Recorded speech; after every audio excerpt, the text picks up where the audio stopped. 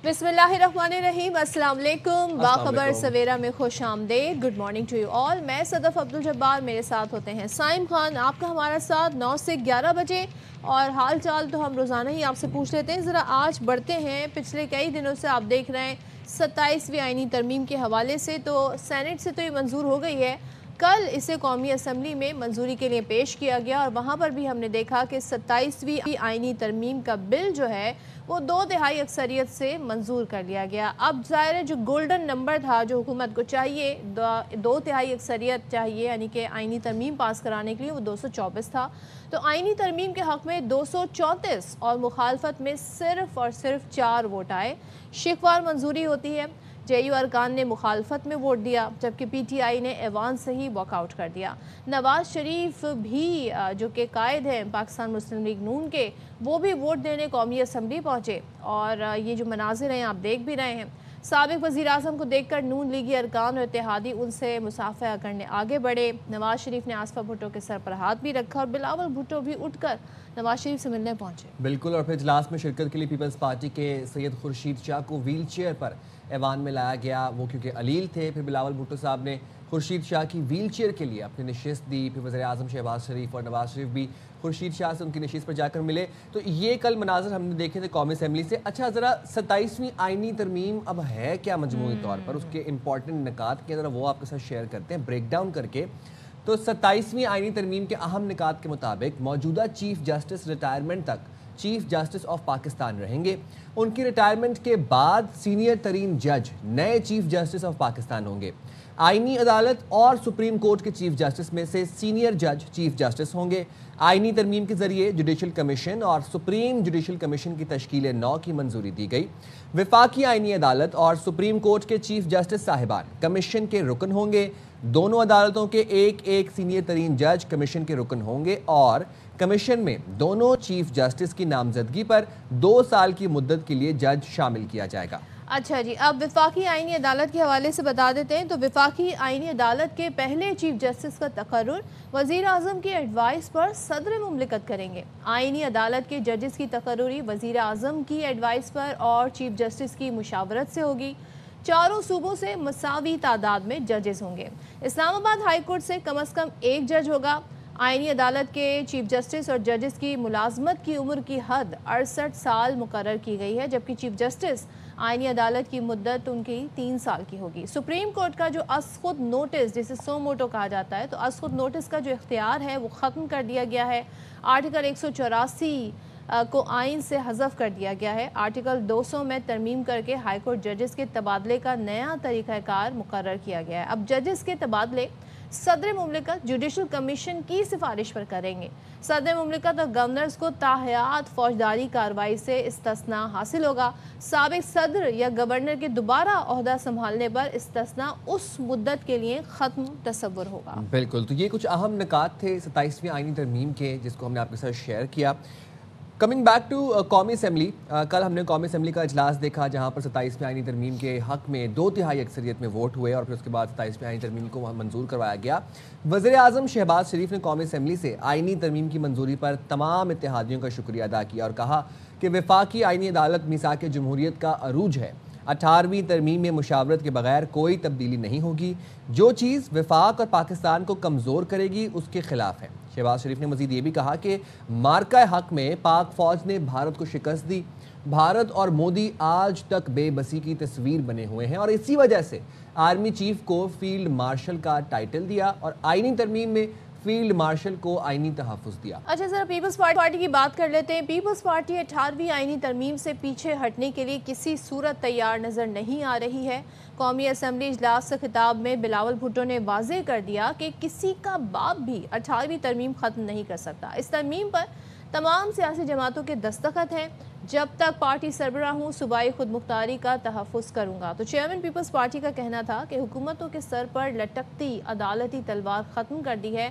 अब कोई जज सो मोटिस नहीं लेगा, जबकि तरमीम से फील्ड मार्शल के ओहदे को आईनी तहफ़्फ़ुज़ दिया जा रहा है। जब फिर कल MKM के रहनुमा डॉक्टर फारूक सत्तार वो भी तकरीर कर रहे थे, इज़हार ख्याल कर रहे थे कौमी असम्बली में। उन्होंने ये कहा कि बेशक सारे इस्तिस्ना ले लें, लेकिन 30 शहरों में ज़ोहरान ममदानी दे दें।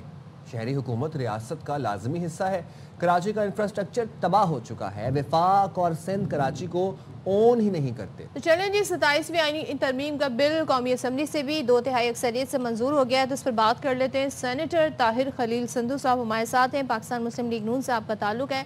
Thank you so much for joining us. बताइएगा, जहाँ हमने देखा कि सेनेट से मंजूर हुई, अब कौमी असम्बली से भी मंजूर हो गई, क्या ये हुकूमत जो है अब सेनेट में जो कुछ चेंजेस आई हैं तरमीम में, वो फिर दोबारा सेनेट में जाएंगी? तो सेनेटर अबड़ो तो इस्तीफ़ा दे चुके हैं, तो अब नंबर गेम क्या है आपके पास? नहीं, अब ऐसा कोई बात नहीं है, एक प्रोसीजरल चेंज है।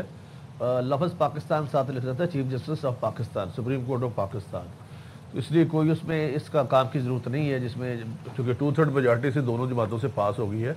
और प्रोसीजरल चेंज के लिए आपको सिर्फ और सिर्फ एक अददी अक्सरियत की ज़रूरत होती है। ये 1-2 मिनट का काम है, ये आज हो जाएगा और दोबारा जाके सदर मुमलिकत के पास, कैबिनेट के पास जाएगा, उसके बाद सदर मुमलिकत के पास, और वो इस पर साइन कर देंगे। और this will be the part of the Islamic Republic of Pakistan. जहाँ तक आप बात करी थी 184(3) की, तो मैं आपको थोड़ा सा उसमें आपकी अगर टाइम दे तो बताना चाहता हूँ कि ये सुओ मोटो नोटिस का इख्तियार दिया गया था जब भट्टा मजदूर को गुलामी की ज़िंदगी मार्जिनलाइज तबके जो हैं उनके वास्ते। और यहाँ पे तो ये हुआ कि अगर कोई अदाकारा किसी को पसंद आ गई जज को, तो उसने उसका नोटिस ले लिया कि ये इसकी चीज़ों से कुछ चीज़ निकल आई ऐसी। और अगर भिंडी का भाव बढ़ाना है, आलू का भाव बढ़ाना है, तो वहाँ पे चीफ जस्टिस जा रहे हैं। अगर शर्जील मेंबर बीमार है तो उसके कमरे में जाकर सुओ मोटो नोटिस ले रहे हैं। तो this was not meant for these things. और ये जो सेगमेंट इन्होंने किए हैं सारे, मतलब आप कि ये क्या तरीकाकार है कि आप एक आइन का मतलब खालिक को राइट बम बनाने में इब्तदा की हो, उसको आप फांसी चढ़ा दें। दूसरा, वज़ीर आज़म जो खुशहाली का पैगंबर, और आप ये लिखे फैसले में कि there is no any element of the corruption, लेकिन इसने बेटे से तनख्वाह नहीं ली, लिहाजा उसको हम घर भेज रहे हैं।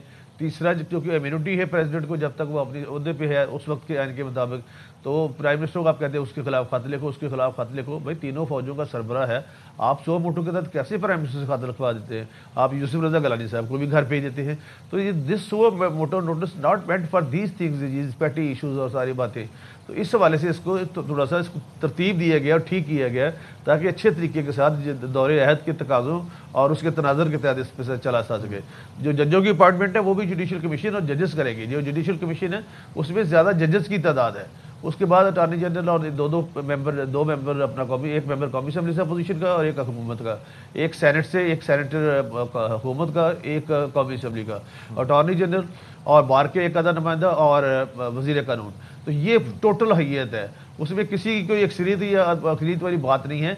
और सेकेंडली सदफ और साहब, मैं ये कहना चाहता हूँ कि क्या हमने सारी ज़िंदगी बैठे रहना है इन सीटों पे? क्या बाकी लोग नहीं आएंगे? क्या उनको इन बातों का फ़ायदा नहीं पहुँचेगा? क्या जो 55,000 केसेस है पेंडिंग हैं आईनी अदालतों में, क्या उनके लिए उनको, और ये अकेले कॉमनवेल्थ के जितने कंट्रीज़ हैं, यूब साहब भी जानते हैं, साइम साहब भी, और इवन अफ्रीकन कंट्रीज़, वहाँ पे भी सारों में ये फेडरल जो है कॉन्स्टिट्यूशन कोर्ट ये बनी हुई हैं और ये बेनिफिशियल है। और फिर COD में इस बात का वादा किया गया था जिसमें इमरान खान साहब के भी दस्तखत हैं कि फेडरल कोर्ट ऑफ कॉन्स्टिट्यूशन बनेगी। तो दीज आर द थिंग्स, इसमें कोई इतनी बड़ी बात नहीं। एक बात में बहुत शोर मचा कि चीफ ऑफ आर्मी स्टाफ, देखें अपने से 8 गुना बड़े मुल्क को शिकस्त दी है, ना सिर्फ फौज ने बल्कि मीडिया ने, अपोजिशन ने, लेकिन सरबराही किसकी थी? चीफ ऑफ आर्मी स्टाफ की। तो अगर एक उनको रैंक दिया, हम कौन सा उनको अपने एक टाइटल दिया है, कौन सा अपने घर से कोई अपने को 100 मरबा ज़मीन उनके नाम पे लगवा रहे हैं? और ये सारे मुल्कों में होता है। आप कहीं भी चले जाएं, कॉमनवेल्थ के कंट्री दूसरे, तो ताहियात वो वर्दी पहनते हैं और स्टिक भी साथ रखते हैं। इससे कुछ नहीं होगा, किसी को घबराने की जरूरत नहीं है। तो ये है छोटा सा इसका खुलासा, जिसको हवा बढ़ा के पेश की। टेक्निकल चीज़ है, आप शायद बेहतर हमें समझा सकते हैं। ज़रा ये बताइएगा कि 27वीं आईनी तरमीम में 8 नई तरमीम मंजूर करवाई गई हैं जिनको आज सेनेट में पेश किया जाएगा और फिर वो सेनेट से अप्रूव होंगी। लास्ट टाइम जब सेनेट से अप्रूव हुई थी 27वीं तरमीम का बिल, उसके बाद हमने देखा था कि JUI के सेनेटर को एक्सपेल कर दिया गया था, JUI जमात की जानिब से, और PTI के जो सेनेटर थे वो मुस्ताफ़ी हो गए थे अपनी सीट से। तो इन दोनों को हटा के अब नंबर गेम पूरा है सेनेट में हमारे पास, आपके पास। और दूसरी बात ये कि और किन सेनेटर से राब्ते में है? कोई आज़ाद सेनेटर से राब्ता है आपका या दूसरे सेनेटर से राब्ते में है? साइम साहब, विद अटमोस्ट रिस्पेक्ट आप दोनों से, एक तो अभी तक उन दोनों के रेजिग्नेशन जो है अबड़ो साहब का वो एक्सेप्ट ही हुआ, उसका एक प्रोसीजर होता है 224 साइन के तहत, और उसके बाद वो जाके कबूल होता है, नंबर 1। دوسرا جو اپنا جمعیت علماء اسلام کا سینٹر ہے اس کا بھی اس کو کوئی برطرف اس طرح نہیں کر سکتا. وہ الیکشن کمیشن میں ریفرنس بھیجنا پڑتا ہے اور اس کے بعد جا کے ہوتا ہے. ایک تو وہ دونوں کا کوئی ایسا مسئلہ نہیں, but in spite of that اگر وہ دو نہیں بھی آتے, ایک مثال دے رہا ہوں, تو ہمارے پاس اس کے باوجود بھی میں باقی باتیں تو نہیں کر سکتا, لیکن ہمارے پاس نمبر پورے ہیں. اگر کسی موقع پہ ایسی ضرورت پڑتی ہے تو یو ول سی کہ مطلب کوئی ایسی بات نہیں ہے, نمبر پورے ہوں گے بلکہ اس سے بھی زیادہ ہوں گے. تو یہ نمبر آپ کہاں سے, پھر جے یو آئی سے لیں گے, پھر پی ٹی آئی سے لیں گے, یہ بتا سکتے ہیں آپ کس پارٹی سے لے رہے ہیں؟ صدف اتنا سادہ سوال تو نہیں, آپ نے بڑا مشکل سوال کیا ہے. نمبر تو میں نہیں بتا سکتا کہ کہاں سے لیں گے, لیکن یہ میں ضرور کہہ سکتا ہوں کہ نمبر پورے ہوں گے. تو یعنی کہ آپ یہ کہہ رہے ہیں کہ باوجود اس کے کہ ابڑو صاحب نے مستعفی ہونے کا اعلان کر دیا, وہ دوبارہ اس پوزیشن میں ان کو لایا جا سکتا ہے کہ ووٹ دے دیں if it is required. This is constitutional and this is constitutional rules کے مطابق ہے, جو ہمارے سینٹ کے رولز ہیں کہ جب تک گیلانی صاحب یا کوئی ان کی پارٹی کوئی کچھ نہیں کرتی تحرک اس کے خلاف, اس وقت تک وہ he will not be considered as a resigned senator. What does it say جب وہ ریزائن ہی کر کے چلے گئے تو it means کہ وہ he doesn't want to be part of the Senate? No. Sadaf is a student of law اس کا ایک پروسیجر ہے, وہ میں بتانا چاہتا ہوں. جب تک الیکشن کمیشن سے جا کے ان کا ڈی نوٹیفائی کا نوٹیفیکیشن نہیں ہوتا تب تک ہی سینیٹر. اچھا طاہر صاحب, این ایف سی کی ذرا بات کر لیتے ہیں. این ایف سی کے اوپر پیپلز پارٹی کو بڑے تحفظات ہیں, اور کل جب بلاول صاحب قومی اسمبلی میں خطاب بھی کر رہے تھے, اظہار خیال کر رہے تھے, تو وہ یہ بات کر رہے تھے کہ کسی کا باپ بھی 18ویں ترمیم کو نہیں ہلا سکتا. تو اس معاملے پر پھر وزیر اعظم نے بلاول بھٹو صاحب سے کہا کہ مل بیٹھ کر اس پر بات کریں گے. تو آپ کو لگتا ہے یا آپ کو یقین ہے کہ یہ ترمیم ہو جائے گی این ایف سی والی, اس پہ پیپلز پارٹی کو آن بورڈ لے لیا جائے گا؟ دیکھیں صاحب صاحب, جو بھی ترمیم ہوگی, ایک تو میں آپ کو کہہ دوں کہ 28ویں ترمیم آئے گی, لازمی آئے گی, نمبر 1. اور نمبر 2, جو بھی ترمیم ہوگی وہ اکثریت رائے سے ہوگی. نمبر 3, جو بلاول صاحب نے فرمایا ہے اس کے مطابق بھی اگر ہمارا آپس میں گفت و شنید ہوتی ہے اور کوئی ایسی بات جو آئین کی اور فنڈامنٹل رائٹس کے خلاف نہیں ہے, اسلامک انجنکشنز کے خلاف نہیں ہے, تو اس میں بات ہو سکتی ہے, بات کی جا سکتی ہے. لیکن ایسا کوئی کام نہیں ہوگا کہ جس میں پیپلز پارٹی کو نہ پوچھے یا دوسری اتحادی جماعتوں کو نہ پوچھے اور خود ہی کہیں, کیونکہ ہمارے پاس سیدھی سی بات ہے, ہمارے پاس سینٹ میں نمبر پورے نہیں ہیں. میں فرینکلی آپ سے بات کر دیتا ہوں. تو اس لیے ہمیں بھی ان کی ضرورت ہے, اور ہم انڈیپینڈنس جو ہے ایک دوسرے پہ ہیں, خود انصاری جو ہے ایک دوسرے پہ ہے. یہ 18ویں ترمیم بھی بڑی مشکل سے وجود میں آئی تھی, جس پہ ساری پارٹیز کے سائن تھے. Even Imran Khan was signatory of this amendment. تو جب تک اتفاق رائے نہیں ہوگا تب تک کسی قسم کی کوئی چھیڑ چھاڑ یا کوئی ایسی بات نہیں کی جائے گی.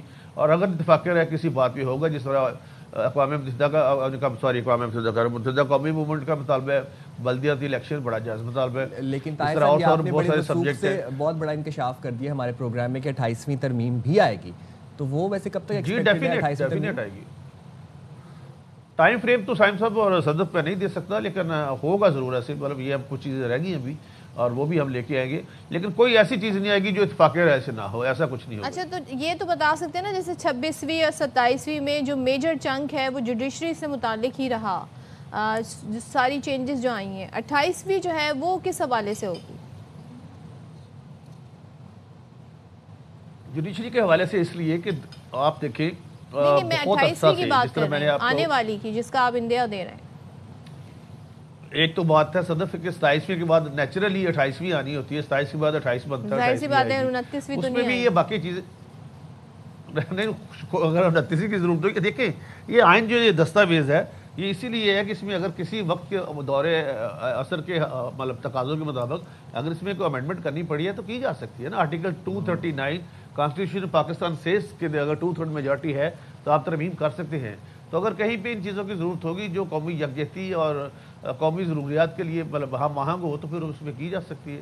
اور 28ویں ترمیم میں کوئی ایسی بات, میں دوبارہ ریپیٹ کر دوں, کوئی ایسی بات نہیں ہوگی جو اتحاد کے اتفاق کے متحد اور متفق ہونے کے خلاف آئے گی. اچھا, ایک چیز اور بتا دیں, جس طرح پیپلز پارٹی جیسے آج بھی ہم دیکھ رہے تھے, بلاول صاحب کل دیکھ رہے تھے, جس طرح وہ کریڈٹ لیتی ہے 18ویں آئینی ترمیم کا, تو یہ جو 26ویں اور 27ویں ترمیم آئی ہے اسی طریقے سے آپ لوگ بھی اس کا کریڈٹ لیتے ہیں, نون لیگ خاص طور پہ, کہ جی یہ ہماری بڑی زبردست کامیابی رہی؟ دیکھیے جی, پیش تو ظاہر ہے گورنمنٹ لے کے آئی ہے دونوں امینڈمنٹس, لیکن کریڈٹ یہ ساری ان پارٹیوں کا ہے اور ان لوگوں کا ہے جنہوں نے اس میں اپنا کنسلٹیشن کی ہے اور جنہوں نے ووٹ دیے ہیں. ہم اس بات پہ نہیں کہ ہم کہیں کہ ہم سارا کچھ, نہیں, یہ it's for the nation, it's for Pakistani community, اور اس کے لیے ہے. ہاں ایک ضرور ہے کہ جس کے جو اپنا موور ہیں وہ حکومت ہے اور حکومت اس بات کا کریڈٹ لازمی لیتی ہے. اور طاہر صاحب وہ ایم کیو ایم کے مطالبات ہیں اور ایم کیو ایم چاہتی ہے کہ بلدیاتی حکومتوں کو بااختیار کیا جائے، تو اس جس کے آڑے میں پیپلز پارٹی آ جاتی ہے. وہ 26ویں میں ان کو 27ویں کہا گیا تھا، 27ویں میں اب 28ویں کہا گیا، تو 28ویں تک ان کی بات مان لی جائے گی یا اس کے لیے پھر 29 ہر بار ان کو یقین کرائی جاتی ہے؟ جی صاحب صاحب، ایک تو بتانا بڑا جائز ہے. I was luckily I am member of that commission standing committee on law and justice. تو اس میں جب انہوں نے بڑا وہی مینٹلی اپنا مقدمہ پیش کیا اور اس کو اس حد تک شامل کر لیا گیا کہ نیکسٹ جو امینڈمنٹ آئے گی جو بھی اس پہ اس کو ہم ڈیفینیٹ کریں گے، اور کریں گے، کیوں نہیں کرنا. یہ ایک پوری ورلڈ میں ہوتا ہے کہ آپ دیکھیں نا یہ کونسلوں کے اختیارات، جس طرح سوئٹزرلینڈ میں اس کو ہم کینٹون کہتے ہیں، انگلینڈ میں کونسل کہتے ہیں، تو یہاں پہ یہ بلدیاتی ادارے ہیں. تو ان کے ذریعے کام ہو تاکہ جو آئین ساز ہے ان کا کام صرف آئین سازی ہو، نہ کہ سڑکیں، نالیاں اور گلیاں بنوانا ہو. تو یہ بالکل ان کا جائز مطالبہ ہے اور پیپلز پارٹی بھی اس کے خلاف نہیں ہے، لیکن صرف اتنا ہے کہ ان کا ہے کہ ہم کنسلٹیشن کر لیں اور بہت جلدی آپ دیکھیں گے کہ یہ میریکل بھی ہو جائے گا اور یہ مقامی حکومتوں کو اختیارات دیے جائیں گے. تو مولانا صاحب کو بھی آن بورڈ لینے کی کوشش کی جائے گی 28ویں ترمیم پہ؟ 27ویں پہ تو آپ نہیں لے سکے، 26ویں پہ وہ مان گئے تھے. جی ہم نے تو پہلے بھی ریکویسٹ کی تھی، ہمارے بڑے قابل احترام ہے.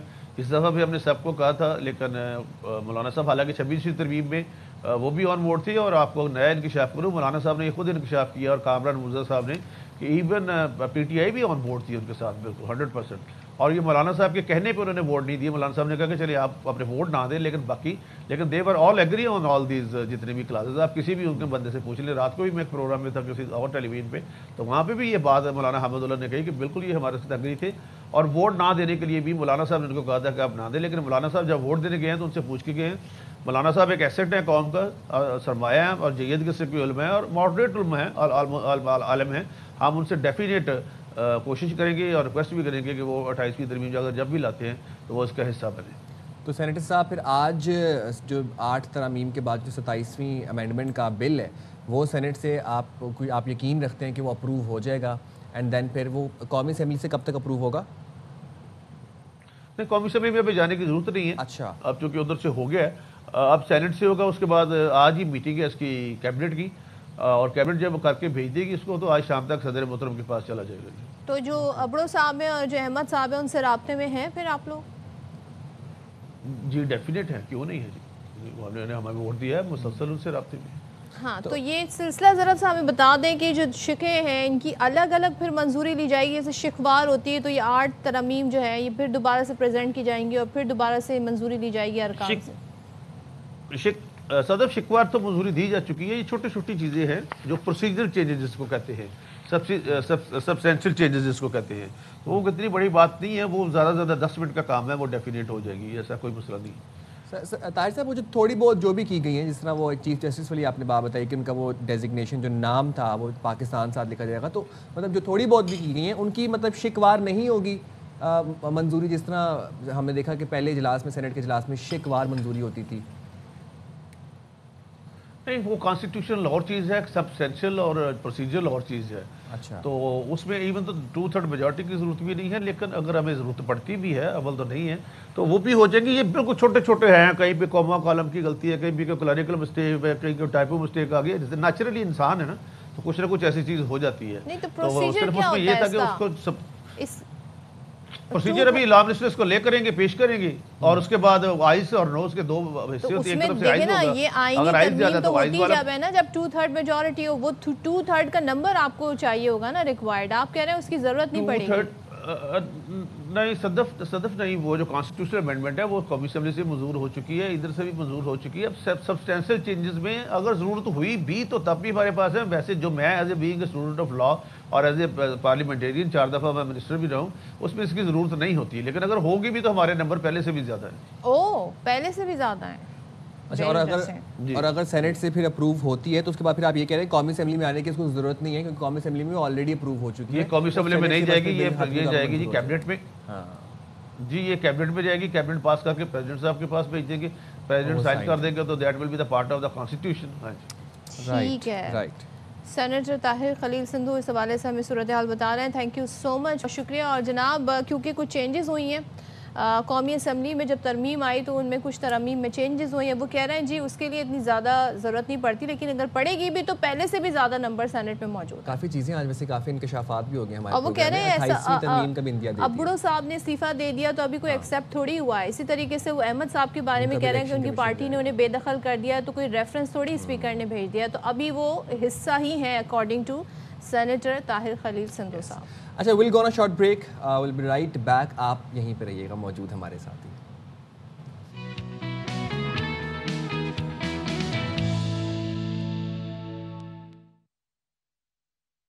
Welcome back once again. اور ظاہر ہے پاکستان اور سری لنکا کے درمیان جی میچز جاری ہیں. ابھی ایک ون ڈے ہوا اور پاکستان نے اس میں کامیابی حاصل کی, لیکن کل سری لنکن ٹیم نے کے کچھ کھلاڑیوں نے پاکستان سے واپسی کی درخواست کر دی اور یہ بڑی ایک سچویشن بن گئی. لیکن الحمدللہ پاکستان میں انٹرنیشنل کرکٹ پر دہشت گردوں کا وار اگر ہم کہیں کہ ناکام ہو گیا تو غلط نہ ہوگا, اور بھارت کو بھی پاکستان کے خلاف پروپیگنڈے کا موقع نہیں ملا. سو یہ کہنا کہ محسن نقوی صاحب کی کوششیں رنگ لے آئیں, اور سری لنکن بورڈ نے بھی ٹیم کو دورہ پاکستان جاری رکھنے کی ہدایت کر دی ہے. بہت ہی اچھی خبر ہے اس لحاظ سے, کیونکہ دوسرا ون ڈے آج ہونا تھا اور ساری کل جو یہ خبریں آنا شروع ہوئیں تو ظاہر ہے سب تھوڑا پریشان بھی ہو گئے صورتحال پر.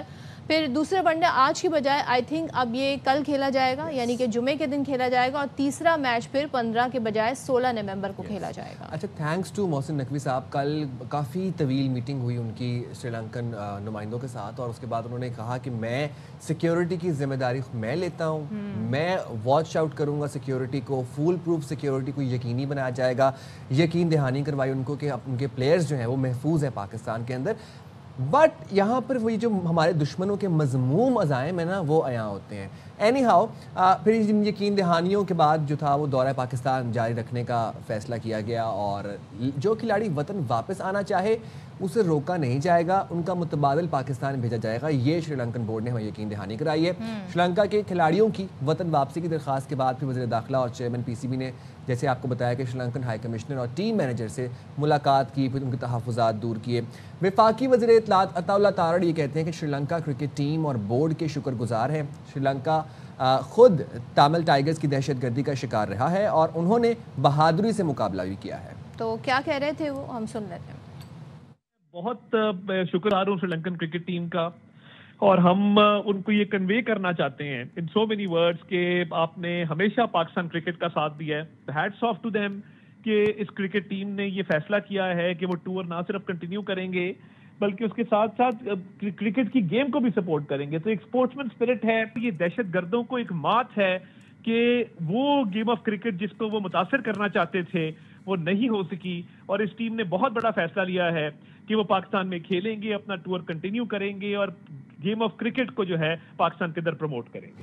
اور اگر ہم بات کریں تو ظاہر ہے جس دن یہ اسلام آباد والا واقعہ ہوا ہے اس دن ون ڈے تھا, پہلا ون ڈے سری لنکا پاکستان کے درمیان کھیلا جا رہا تھا, اور ظاہر ہے یہ تمام تو سچویشن بنی, لیکن الحمدللہ دشمن کے ناپاک عزائم اس میں ناکام ہوئے ہیں اور پاکستان نے بڑی قربانیاں دی ہم نے دیکھا ہے. اور پاکستان میں جس طرح انٹرنیشنل کرکٹ کی واپسی ہوئی 2009 کے بعد اس میں بھی ہم نے ایک بڑا طویل سفر طے کیا ہے. سو یہ کوششیں رنگ لے آئی ہیں. ذرا بات کر لیتے ہیں, ہمارے ساتھ یاسر موجود ہیں. یاسر حمید, تھینک یو سو مچ, پاکستان سے کو ریپرزینٹ کیا ہے ایز اے کرکٹر. یاسر ظاہر ہے آپ بھی کرکٹر ہیں, اور جب اس طرح کی سچویشن ہوتی ہے تو ہمارے تو ایک دم سے جذبات جو ہیں ظاہر ہے اپنے ملک کے ساتھ بھی جڑے ہیں, پھر کرکٹ ہمارے یہاں جس طرح سے کھیلی جاتی ہے, ایک بڑا طویل ہم نے اور دردناک سفر طے کیا ہے انٹرنیشنل کرکٹ کی واپسی کا. لیکن اس بار جو یہ فیصلہ ہوا یہ اچھا ہوا, اور thanks to Sri Lankan cricket board and Mohsin Naqvi Sahab. کیا آپ اس صورتحال پر کہنا چاہیں گے؟ جی بالکل, کل جب شام کو یہ نیوز بریک ہوئی تھی کہ سری لنکا کے کچھ پلیئرز ہیں وہ واپس جانا چاہتے ہیں, تو تھوڑا سا دل میں یہ آیا تھا کہ یار یہ نہیں ہونا چاہیے اب, کیونکہ پاکستان نے بہت ایز یو مینشن کہ ہماری قوم نے بہت قربانیاں دی ہیں کہ ہمارے ملک میں امن اور کھیلوں کی ترقی اور سپورٹس جو ہے وہ بحال ہو, اور اس میں ہماری جو فورسز ہیں, ہماری جو فوج ہے, ہماری جو سیکیورٹی کے ادارے ہیں, ہماری عوام, سب نے مل کے اس کوشش میں الحمدللہ کامیابی حاصل کی ہے. اور میں سمجھتا ہوں کہ کل جس طرح سری لنکا کی ٹیم نے ونس اگین ایک جو انہوں نے ثبوت دیا ایک اچھے دوست ہونے کا, اور انہوں نے اس چیز کو وہ نہیں بھولے کہ جب پاکستان نے بھی ان کا ساتھ دیا تھا تامل ناڈو، اور جب ان کی وہ جنگ ہو رہی تھی ان حالات میں، اور دس از ٹوائس ناؤ. اور یہ سری لنکا کی ٹیم ہی ہے جو پہلے جب پاکستان میں جو سب سے پہلی جو ٹیم آئی تھی وہ بھی سری لنکا کی تھی. اور پاکستان نے دہشت گردی کے خلاف جو جنگ ہے وہ بہت بڑی جنگ لڑی ہے، پوری قوم نے لڑی ہے. کے پی میں آپ دیکھ لیں ادھر بہت زیادہ حالات جو 2007 سے لے کے اور 12-13 تک بہت ہی حالات خراب رہے. تو میرے خیال سے یہ تو اب تو کافی ساری چیزیں الحمدللہ کنٹرول میں آ گئی ہیں، نیشنلی انٹرنیشنلی. پاکستان کی اگر امیج کی بات کریں اور جو جس طرح لوگ جو باتیں کرتے تھے وہ ساری چیزیں وقت نے جو ہے وہ غلط ثابت کی ہیں الحمدللہ اور اللہ کی مہربانی سے. تو میں سمجھتا ہوں کہ اس طرح کی یہ چھوٹی موٹی چیز، خیر جو حادثہ ہوا، جو لاسٹ ہوا، اٹ واز بگ انسیڈنٹ. اور جو بھی جو لواحقین ہیں ہماری ان کے ساتھ دلی ہمدردی، اللہ ان کو صبر دے، وہ اس دکھ کو جان سکتے ہیں. لیکن میں سمجھتا ہوں کہ میڈیا کا اس میں بہت بڑا رول ہوتا ہے. ٹھیک ہے وہ بریکنگ نیوز 1 بجے 2 بجے تھی، لیکن وہ رات کو 10 بجے تک آپ اس کو بریکنگ بنائیں گے تو کوئی بھی دیکھے گا وہ ڈر جائے گا. تو آپ کو پتہ ہے ایک انٹرنیشنل ٹیم ہے وہ پاکستان میں، انہوں نے میچ بھی کھیلنا ہے، لیکن ہمارا میڈیا جو ہے وہ ٹی آر پی کے چکر میں باز نہیں. وہ ہماری بھی ایک رسپانسبلٹی یہ ہوتی ہے کہ وہ ساتھ ساتھ اطلاعات آ رہی ہوتی ہیں زخمیوں کی اور پھر شہداء کی، تو وہ آبویسلی پھر وہ ساتھ ساتھ جو ہے وہ لمحہ بلمحہ ناظرین کو بھی اور اپنے عوام کو بھی ویورز کو بھی اپڈیٹ کرنا ہوتا ہے. آپ نے بھی اتنی انٹرنیشنل کرکٹ کھیلی ہے، کسی بھی ٹیم کا دورہ ادھورا چھوڑ کر واپس جانا بہت برا اس کا ایک اثر پڑتا ہے، بہت برا امپیکٹ ہوتا ہے، نیگیٹو لائٹ میں جاتا ہے. بھارت کو تو پاکستان کے خلاف محاذ کھولنے کا موقع مل جاتا، ان کا گودی میڈیا تو ایکٹیو ہو جاتا، جس طرح مئی میں وہ نیریٹیوز بنا رہے تھے کہ پنڈی اسٹیڈیم کے پاس ڈرون گر گیا، یہ ہو گیا وہ ہو گیا. تو پاکستان کے ازلی دشمن بھارت کو کتنی بڑی شٹ اپ کال ملی ہے. یہ دیکھیں یہ 5th جنریشن وار ہے، اور آپ کو پتہ ہے سوشل میڈیا کوئی بات ہوتی نہیں ہے. ایک تو جھوٹا پروپیگنڈا کرنے میں تو وہ مشہور ہی ہیں، اور ہم نے دیکھا بھی ہے کہ ابھی ریسنٹ پاس میں اور ابھی بھی کوئی موقع وہ ہاتھ سے جانے نہیں دیتے. تو ایک تو میں جتنے بھی ہمارے سوشل میڈیا کے جتنے بھی فائٹرز ہیں، سوشل میڈیا فائٹرز، ان کو میں خراج تحسین بھی پیش کروں گا، ان کو موٹیویٹ کروں گا کہ پاکستان کا پازیٹیو امیج اور پاکستان کے لیے اچھی بات کرنا آپ نہ رکیں، سچ بولیں. پاکستان جو ہے وہ پروگریسو نیشن ہے، انشاءاللہ کوئی بھی آئے کوئی بھی جائے ہمیں اس سے کچھ نہیں، ہم نے آگے بڑھنا ہے. نمبر 1. نمبر 2 یہ کہ جس طرح آپ نے بات کی پروپیگنڈا کی، ساری پروپیگنڈا کی گیم ہے، ٹھیک ہے. اور جو موقع وہ ڈھونڈتے ہیں اور جس طرح وہ کرنا چاہتے ہیں، تو اس کا ایک ہی علاج ہے، اس کا ایک ہی وہ ہے کہ آپ اپنا پازیٹیولی لگے رہیں، آپ اپنی چیزیں جو بہتر ہیں ان پہ ہم نے فوکس کرنا ہے. اور اس کو جواب دینے کے لیے ہمارے میڈیا کے جو فائٹرز ہیں وہ ہیں، اور وہ لگے رہیں گے اور وہ بڑھتے رہیں گے. تو اس میں کافی ساری جو ہے وہ سمجھ کی اور علم حاصل کرنے کی ضرورت ہے کہ کس طرح ہم نے اس میں آگے بڑھنا ہے. اور جہاں تک پاکستان کی کھیلوں کی ترقی اور ہمارے جو سپورٹس ہے کرکٹ، اور میں سری لنکا کی اس پہ آؤں گا کہ جس طرح کمار سنگاکارا نے کل ایک بہت اچھی سٹیٹمنٹ دی ہے کہ کچھ دوستیاں ہیں وہ چھوڑی نہیں جا سکتی. تو میرے خیال سے it's a great statement by a great cricketer Kumar Sangakkara himself. کیا بات ہے. اور اس کے علاوہ بھی دیکھیں سنت جے سوریا بھی ٹیم کے ساتھ ہیں، انہوں نے بھی بہت ہی is a great player, great legend. میں سمجھتا ہوں کہ اپنے ٹائم کے وہ کنٹمپریری اس وقت کے وہ آج کل کی طرح کرکٹ کھیلتے تھے. بالکل آپ سے وہ بھی ٹیم کے ساتھ انہوں نے بھی ڈیفینیٹلی سمجھایا ہوگا کہ یار یہ چیزیں ہلکی پھلکی چلتی رہتی ہیں. پاکستان از اے بگ نیشن، 250 ملین کی آبادی ہے. بالکل اس طرح کی ٹھیک ہے واقعہ بڑا تھا، لیکن اس کو میں میڈیا کو کہوں گا کہ ایسی چیزوں کو بالکل. یاسر ہم ذرا شاہد صاحب کی طرف بڑھتے ہیں اور ذرا پوچھ لیتے ہیں کہ آگے اب کیا تبدیلی اس میں ہوئی ہے. شاہد صاحب بتائیے گا، اب رات گیا ہم دیکھ بھی رہے تھے جب یہ خبر آ رہی تھی، آپ ساری اس حوالے سے ہمیں اپڈیٹس بھی دے رہے تھے. اب یہ میچ ہے جو آج ہونا تھا پھر وہ کل یعنی جمعے کو ہوگا، اب تیسرا میچ پھر کب ہوگا، اور جو ٹرائی سیریز آنی ہے کیا اس میں تو کوئی تبدیلی نہیں ہوئی ہے؟ سب میں تبدیلی ہوئی ہے. ظاہر ہے جو 13 تاریخ کا میچ تھا وہ اب 14 تاریخ کا ہوگا، اور جو 15 تاریخ کا میچ تھا وہ اب 16 تاریخ کا ہوگا. اسی طرح ٹرائی سیریز جو 17 نومبر سے شروع ہونی تھی وہ اب 18 نومبر سے شروع ہوگی، اور اس کے اب سارے میچز راول پنڈی میں ہی ہوں گے. پہلے 2 میچ راول پنڈی میں تھے اور باقی میچز لاہور میں تھے. لیکن شاید لاہور میں کچھ خوف کا مسئلہ ہے، تو اب یہ ٹرائی سیریز کے سارے میچز لاہور راولپنڈی میں ہوں گے، اور زمبابوے کی ٹیم بھی الگ صبح اسلام آباد پہنچ گئی ہے، تو آل سیٹ. اور جس طرح یاسر کہہ رہا تھا کہ ہمیں اپنے ملک کو آگے بڑھانا ہے، چاہے وہ کھیل ہو، چاہے وہ کوئی بھی شعبہ ہو، اور سری لنکا نے پہلے بھی ہمارا بہت ساتھ دیا ہے، ہم نے سری لنکا کا بہت ساتھ دیا ہے 90s میں. یہی بڑے برے حالات تھے سری لنکا میں، وہاں تامل علیحدگی پسندوں نے سوسائڈ بامبنگ کر رکھی تھی. ایک دفعہ تو نیوزی لینڈ کی ٹیم نے 90s میں سری لنکا کا دورہ چھوڑ کر چلے گئے تھے. کچھ پلیئر وہیں رہے تھے اور ان کا ٹور چلا تھا. 1996 ورلڈ کپ میں ویسٹ انڈیز اور آسٹریلیا نے وہاں جانے سے انکار کر دیا تھا اور اپنے 2 پوائنٹس اسکور فیٹ کیے تھے. تو سری لنکا بھی انہی حالات سے گزر چکا ہے. ہمارے یہاں جب سے 2009 کے بعد سے 6 سال ہم نے کرکٹ، انٹرنیشنل کرکٹ ہمارے یہاں نہیں ہوئی، اس کے بعد سے ہم نے بتدریج کرکٹ واپس لے کے آئے ہیں، بڑی بڑی ٹیمیں آئی ہیں. تو اب ایک اس طرح کے واقعات سے کبھی بھی کرکٹ نہیں رکے گی. اور کل جو کوششیں محسن نقوی نے کی، ہماری سیکورٹی اداروں نے کی، ہماری پولیس اور جتنے بھی سیکورٹی ادارے ان سب نے کوشش کر کے سری لنکا کو کنونس کیا محسن نقوی صاحب نے. اور جس طرح یاسر کہہ رہا ہے کہ سنت جے سوریا بہت ہی اچھے کھلاڑی بھی تھے اور ساتھ ہی بہت ہی اچھے انسان بھی ہیں. پاکستان کی ڈومیسٹک کرکٹ میں بھی وہ آ کے کھیل چکے ہیں. تو پاکستان سے یہ سارے سری لنکن بڑی محبت کرتے ہیں. انہوں نے قائل کیا اور اب کرکٹ آگے بڑھے. اور شاہد صاحب ذرا یہ بتا دیجیے 3 کھلاڑی اب وہ جا رہے ہیں، ان کے متبادل آئیں گے یا جو موجودہ ٹیم ہے، جو پورا اسکواڈ ہے، وہی جو ہے اس میں سے ہی پھر کرکٹر جو ہے پلینگ 11 ہوگی؟ نہیں، کل رات کو ان کی ٹیم مینجمنٹ نے کنفرم کر دیا کہ کوئی بھی کھلاڑی نہیں جا رہا. اور وہ جو 2-3 کھلاڑی تھے وہ بھی قائل ہو گئے. سب نے اپنے مینیجر کو کہہ دیا کہ ہمارے جو ٹکٹ ہیں وہ کینسل کریں، ہم کھیلیں گے. اگر کوئی کھلاڑی جاتا تو ان کے T20 کے کھلاڑی آنے والے 1-8 دن میں ان میں سے متبادل ہو جاتا ہے. لیکن اب خبریں یہی ہے کہ کوئی بھی کھلاڑی نہیں جا رہا. ان کو سری لنکن کرکٹ بورڈ نے سمجھایا بھی، ان کو بتایا بھی کہ آپ کے جانے سے پاکستان کی کرکٹ کو کتنا نقصان ہوگا، ایسا نہ کریں. سری لنکا بھی انہی حالات سے گزر چکا ہے اور پاکستان نے اس کا ساتھ دیا ہے. وہ سب قائل ہو گئے اور اب کوئی بھی کھلاڑی ان کا نہیں جا رہا. اور شاہد بھائی، جس دن یہ انفارچونیٹ ایونٹ ہوا اسلام آباد کچہری والا، اس دن میچ بھی کھیلا، تو پھر اس کے بعد ایسا کیا ہوا؟ مطلب ہم یہ سمجھنا چاہ رہے ہیں کہ اس کے پیچھے بھی کوئی بھارت کی شرارت ہو سکتی ہے؟ بہت سارے فیکٹرز ہیں. ان پلیئرز نے جن پلیئرز نے پہلا میچ کھیلا ان کی فیملیز نے کانٹیکٹ کیا، پوچھا ان کی ویل بینگ کے بارے میں، وہ لوگ فکر مند تھے. تو ظاہر ہے وہ فیکٹر بھی ہے. ان سری لنکن پلیئرز میں سے 4 کے قریب IPL بھی کھیلتے ہیں. وہاں سے بھی ظاہر ہے کوئی نہ کوئی شرارت کا امکان آپ رد نہیں کر سکتے کہ ان IPL کے پلیئروں کو بولا ہوگا کہ آپ یہاں سے نکلو اور پاکستان میں کرکٹ نہ کھیلو. تو وہ امکان بھی آپ نظر انداز نہیں کر سکتے. لیکن آل از ویل دیٹ اینڈ ویل.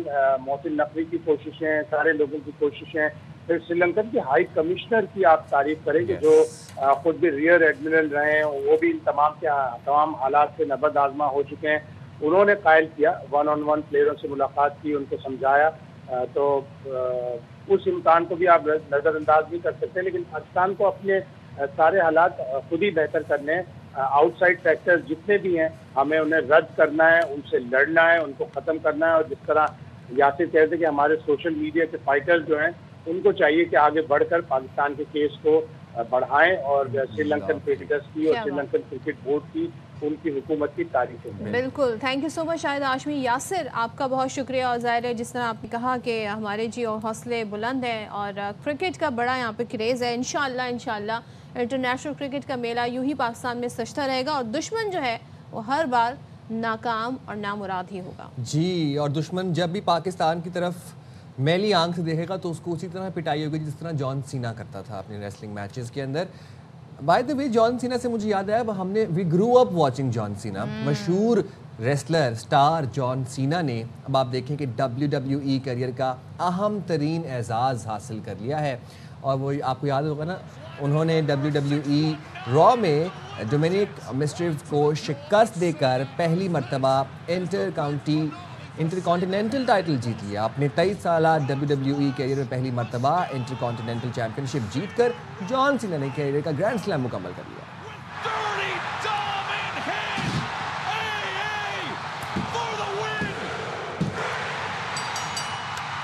اچھا جی، اب ہم یہ بتائیں تو WWE گرینڈ سلیم مکمل کرنے کے لیے کیریئر میں کم از کم ایک مرتبہ یونائٹڈ اسٹیٹ چیمپئن شپ tag team championship, intercontinental championship और WWE चैम्पियनशिप का टाइटल जीतना होता है।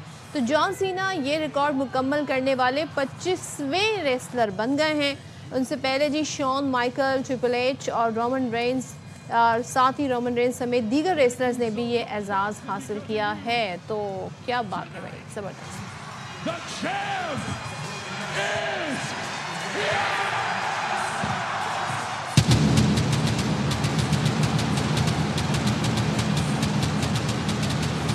And now, how about one for the... To be honest, I have never watched wrestling. Never. Never ever. Why we used to love watching मुझे wrestling. समझ ही and नहीं I आती know क्या वो तमाशे you हैं। can't see me Theatrics वाली लगता है shirt. मुझे। हाँ, हम तो मर्च भी होती थी बचपन में, जॉन सीना की उसकी तमाम मर्च होती थी, और रोमन रेंस की मर्च भी थी मेरे पास, just by the way. We'll go on a short break and we'll come right back. Stay there with us.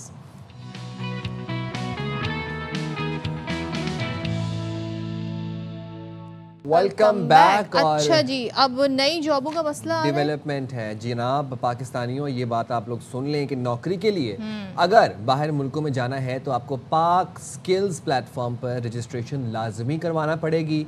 Wazarat overseas Pakistanis ने हिदायत जारी कर दी है, और ये इकदाम इसलिए किया गया है ताकि इंसानी स्मगलिंग के ख़तरात को रोका जा सके। और पाक स्किल्स ऐप पर रजिस्ट्रेशन 19 नवंबर से शुरू हो जाएगी। अच्छा, जहां रजिस्ट्रेशन मुकम्मल तौर पर फ्री है, सो बैरून मुल्क नौकरी के जो ख्वाहिशमंद दरख्वास्त दहंदगान हैं उनको अपनी ज़ाती मालूमात पर फराहम करना होंगी, जिसमें आपका शनाख्ती कार्ड है, आपका पासपोर्ट नंबर चाहिए होगा, तालीमी काबिलियत और बैरून मुल्क रोज़गार की जो तफसीलात हैं वो भी शामिल हैं।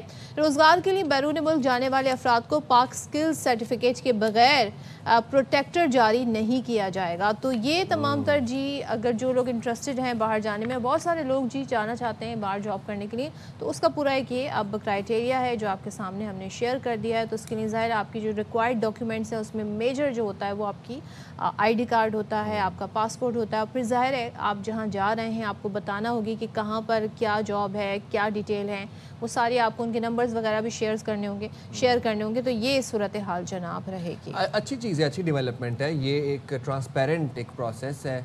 कंपनी जो आपको हायर कर रही है उसको भी पता है कि बंदा रजिस्टर हो के आ रहा है, जो जा रहा है उसको भी पता है कि मैं रजिस्टर्ड हूँ। अच्छा जी, आज बड़ा ही इम्पॉर्टेंट दिन है, और हमने आज के इस नफसा नफसी के दौर में, कहते हैं ना कंपटीशन के दौर में, एक दूसरे से आगे बढ़ जाने के दौर में, हमने इस चीज़ को भुला दिया है। हम बात कर रहे हैं काइंडनेस की, एम्पैथी की, और एक दूसरे का दर्द महसूस करने की, एक दूसरे के लिए कुछ करने का जज्बा रखने को भी काइंडनेस कहते हैं। और काइंडनेस का मतलब ये नहीं होता कि आप किसी के लिए बहुत बड़े बड़े काम करें। अगर आप किसी को 2 बोल तसल्ली के बोल दें अगर उसके मुश्किल वक्त में, तो वो भी काइंडनेस में ही शुमार होता है। एक बड़ा मशहूर शेर है ना कि करो मेहरबानी अहले ज़मीं पर, खुदा मेहरबान होगा अर्शे बरी पर। क्या बात तो वो हमें ये बताया जाता है ना कि हुकूकुल्लाह की तो फिर भी आपको माफ़ी मिल जाएगी, हुकूकुल इबाद की माफ़ी आपको नहीं मिलेगी। तो बंदे की माफ़ी बंदी नहीं देनी है आपको रोज़े महशर। तो जितना हो सके अपने इर्द गिर्द पॉजिटिविटी स्प्रेड करें और लोगों का ख्याल रखें बाय योर लिटिल एक्ट्स। अच्छा चलें जी, इस पे बात कर लेते हैं। मोटिवेशनल स्पीकर उमैर जलियांवाला हमारे साथ है। शुरू मारूफ Umair, thank you so much. आज का दिन बड़ा इंपॉर्टेंट है। मुझे ये बताइएगा कि अब वक्त के साथ काइंडनेस या मेहरबानी, इसकी डेफिनेशन या इसका कॉन्सेप्ट भी चेंज हो गया है? अब क्या लोग ज़्यादा कम इसका इजहार करते हैं? कुछ तब्दीली आई? आप समझते हैं कि जी ये बस एक तारीफ़ है हमारे जहनों में, इसका इजहार लोग नहीं करते? देखिए, काइंडनेस उन उसूलों में से है, उन रवैयों में से है जो कि टाइमलेस है और इंसान की रूह पहचान लेती है जब उसको ये रवैया नज़र आता है। तो मैं ये तो नहीं कहूँगा कि ये चेंज हो गया है, लेकिन ज़रूर वक्त के साथ जब टेक्नोलॉजी आ गई, जब हमारे रहन सहन के अंदाज चेंज हो गए, तो उसमें काइंडनेस दिखाने की अपॉर्चुनिटीज़ भी नहीं आ गई। और कुछ रवैये हमें मुख्तलिफ अंदाज में वही नरमी दिखाते हैं, जिस तरह ऑनलाइन बुलिंग में कुछ लोग कूद पड़ते हैं कि नहीं जो आप बात कर रहे हैं वो ठीक नहीं है, तो वो उनकी नरमी होती है।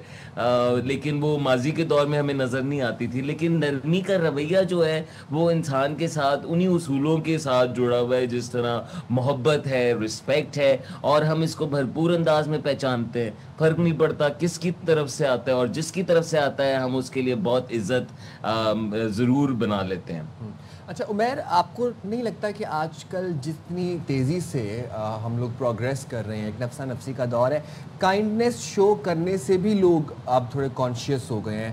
فار انسٹنس میں اگر اپنے معاشرے کی ایگزامپل دوں تو اگر آپ کسی ایز اے مین, اگر میں کسی خاتون کو کمپلیمنٹ کرنے کا سوچوں تو مجھے 4 دفعہ سوچنا پڑتا ہے کہ کیا میں آیا ان کو کمپلیمنٹ کر سکتا ہوں, کیا یہ اس چیز کو کسی اور لائٹ میں تو نہیں لیں گی. سو ڈو یو تھنک کہ لوگ اب کائنڈنیس کے ایکٹ شو کرنے سے بھی تھوڑا ذرا ریزرو ہو گئے ہیں؟ دیکھیں, جب میل فیمیل کی بات آتی ہے نا تو اس میں ضرور کچھ حوالوں سے مرد زیادہ کوشش ہو گئے, کیونکہ خواتین نے اپنا کیس بلند کیا اور اس میں بہت ساری ایسی چیزیں تھی جس میں رویہ واقعی کائنڈ نہیں تھا, وہ انٹینشنل تھا کسی اور چیز کی طرف, تو مردوں کو باؤنڈریز ڈرا کرنی پڑی. لیکن دروازہ کھولنا, لوگوں کو سلام کرنا, ان کی بات کو پورے انداز میں سننا, یہ صرف مرد عورت کے رشتے کے درمیان نہیں ہے, یہ آپ کا انداز ہے جینے کا, اور اس میں خاص طور پہ وہ لوگ شامل ہیں جو کہ آپ کو کچھ نہیں دے سکتے, جو بہت ہمبل بیک گراؤنڈ سے ہیں, اس سے اندازہ ہوتا ہے کہ آپ کا کردار کیسا ہے. سو میل فیمیل رشتوں میں ضرور کچھ جگہوں پہ باؤنڈری ڈرا ہوتی ہے, مرد زیادہ کانشیس ہو گئے کہ ان کی بات مس انٹرپریٹ نہ ہو, لیکن میں اتفاق نہیں کرتا اس بات سے کہ وہ ہم بدل گئے ہیں. یہ بات ضرور ہے کہ ہمارے سامنے بہت ساری چیزیں آ جاتی ہیں اور اس میں جو نیگیٹو ہوتی ہے وہ ہماری توجہ لے لیتی ہے, جو اچھی ہوتی ہے وہ ذرا توجہ سیکنڈری لیتی ہے. بدل گئے سے مراد میری آج کل جو تربیت ہو رہی ہے نا بچوں کی, جسے میں کہوں گی تربیت بالکل نہیں ہو رہی ہے, کیونکہ اب ہم ایک ٹائم تھا جب ہم اپنے ماں باپ کے ساتھ بیٹھ کے ایک وقت کا کھانا کھاتے تھے تو ہمیں بہت کچھ سیکھنے کو مل جاتا تھا. اب بچہ اپنی مرضی, ماں باپ نے بھی اس کے آگے کہتے ہیں نا گیو اپ کر دیا ہے, تو وہ بچہ وہ سیکھ نہیں رہا. تربیت سے ہی کائنڈنیس کا فیکٹر ہمارے اندر آتا ہے. Do you agree with this? بالکل. اور دیکھیں کائنڈنس جیسی چیزیں بولنے سے سننے سے نہیں آتی, یہ ایکسپیرینس کرنے سے آتی ہیں. جب آپ کا بچہ کائنڈ رویہ دیکھتا ہے نا اسکول میں کسی استاد کی طرف سے, خاندان میں جو مشہور ہوتے ہیں بڑے شفقت والے, تو بچے ان سے بہت ایسوسیٹ کر پاتے ہیں اور ان کی باتوں سے بہت زیادہ اپناتے ہیں وہ رویے. لیکن اگر انہیں وہ ملے ہی نہ سامنے تو ظاہر ہے وہ اس کو کہاں, جو آپ کو ملا نہیں آپ اس کو نہیں اپنا سکتے. تو آپ کی یہ اشارہ ضرور درست ہے کہ پیرنٹس تھوڑے سے ان ایکٹیو نظر آتے ہیں کچھ معاملات پہ, انہوں نے رہنے دیا ہے جس میں بدتمیزی کے رویے ہیں. کچھ حوالوں پہ پروٹیکشن اتنی زیادہ ہے کہ ہم کہتے ہیں نہیں اجنبیوں کے ساتھ یہ نہیں کرنا, فلاں وہ نہیں, کوئی گھر پہ آئے تو ہم نے اپنی پروٹیکشن کے لیے کچھ رویے جو کائنڈ تھے وہ کم کر دیے ہیں. مے بی بچوں کا اس پہ اثر آتا ہے. اور تیسرا سوشل میڈیا پہ جو بچے مسلسل دیکھتے ہیں جس میں لیڈران کی باتیں ہیں, جس میں لڑائیاں ہیں, جس میں ایک پولرائز نظر آتا ہے, تو یقیناً پھر کائنڈنس کم ہم ایکسپیرینس کرتے ہیں. لیکن اگر آپ دیکھیں تو ہر چوراہے پہ پاکستان جیسے ملک میں تو دسترخوان لگے ہوئے ہیں, آپ کو نظر آئے گا کہ لوگ کام کرنے کے لیے جاتے ہیں, والنٹیئر کرنے کے لیے, ایسے ایسے علاقوں میں تبلیغ کے لیے جاتے ہیں, کام اچھا کرنے کے لیے. این جی اوز آج بھی برف لینے کے لیے پڑوسیوں کے گھر کا دروازہ نوک کرنے میں ہیزیٹیشن محسوس نہیں کرتے. بہت شکریہ Umair Sahab. Yes well go on a short break.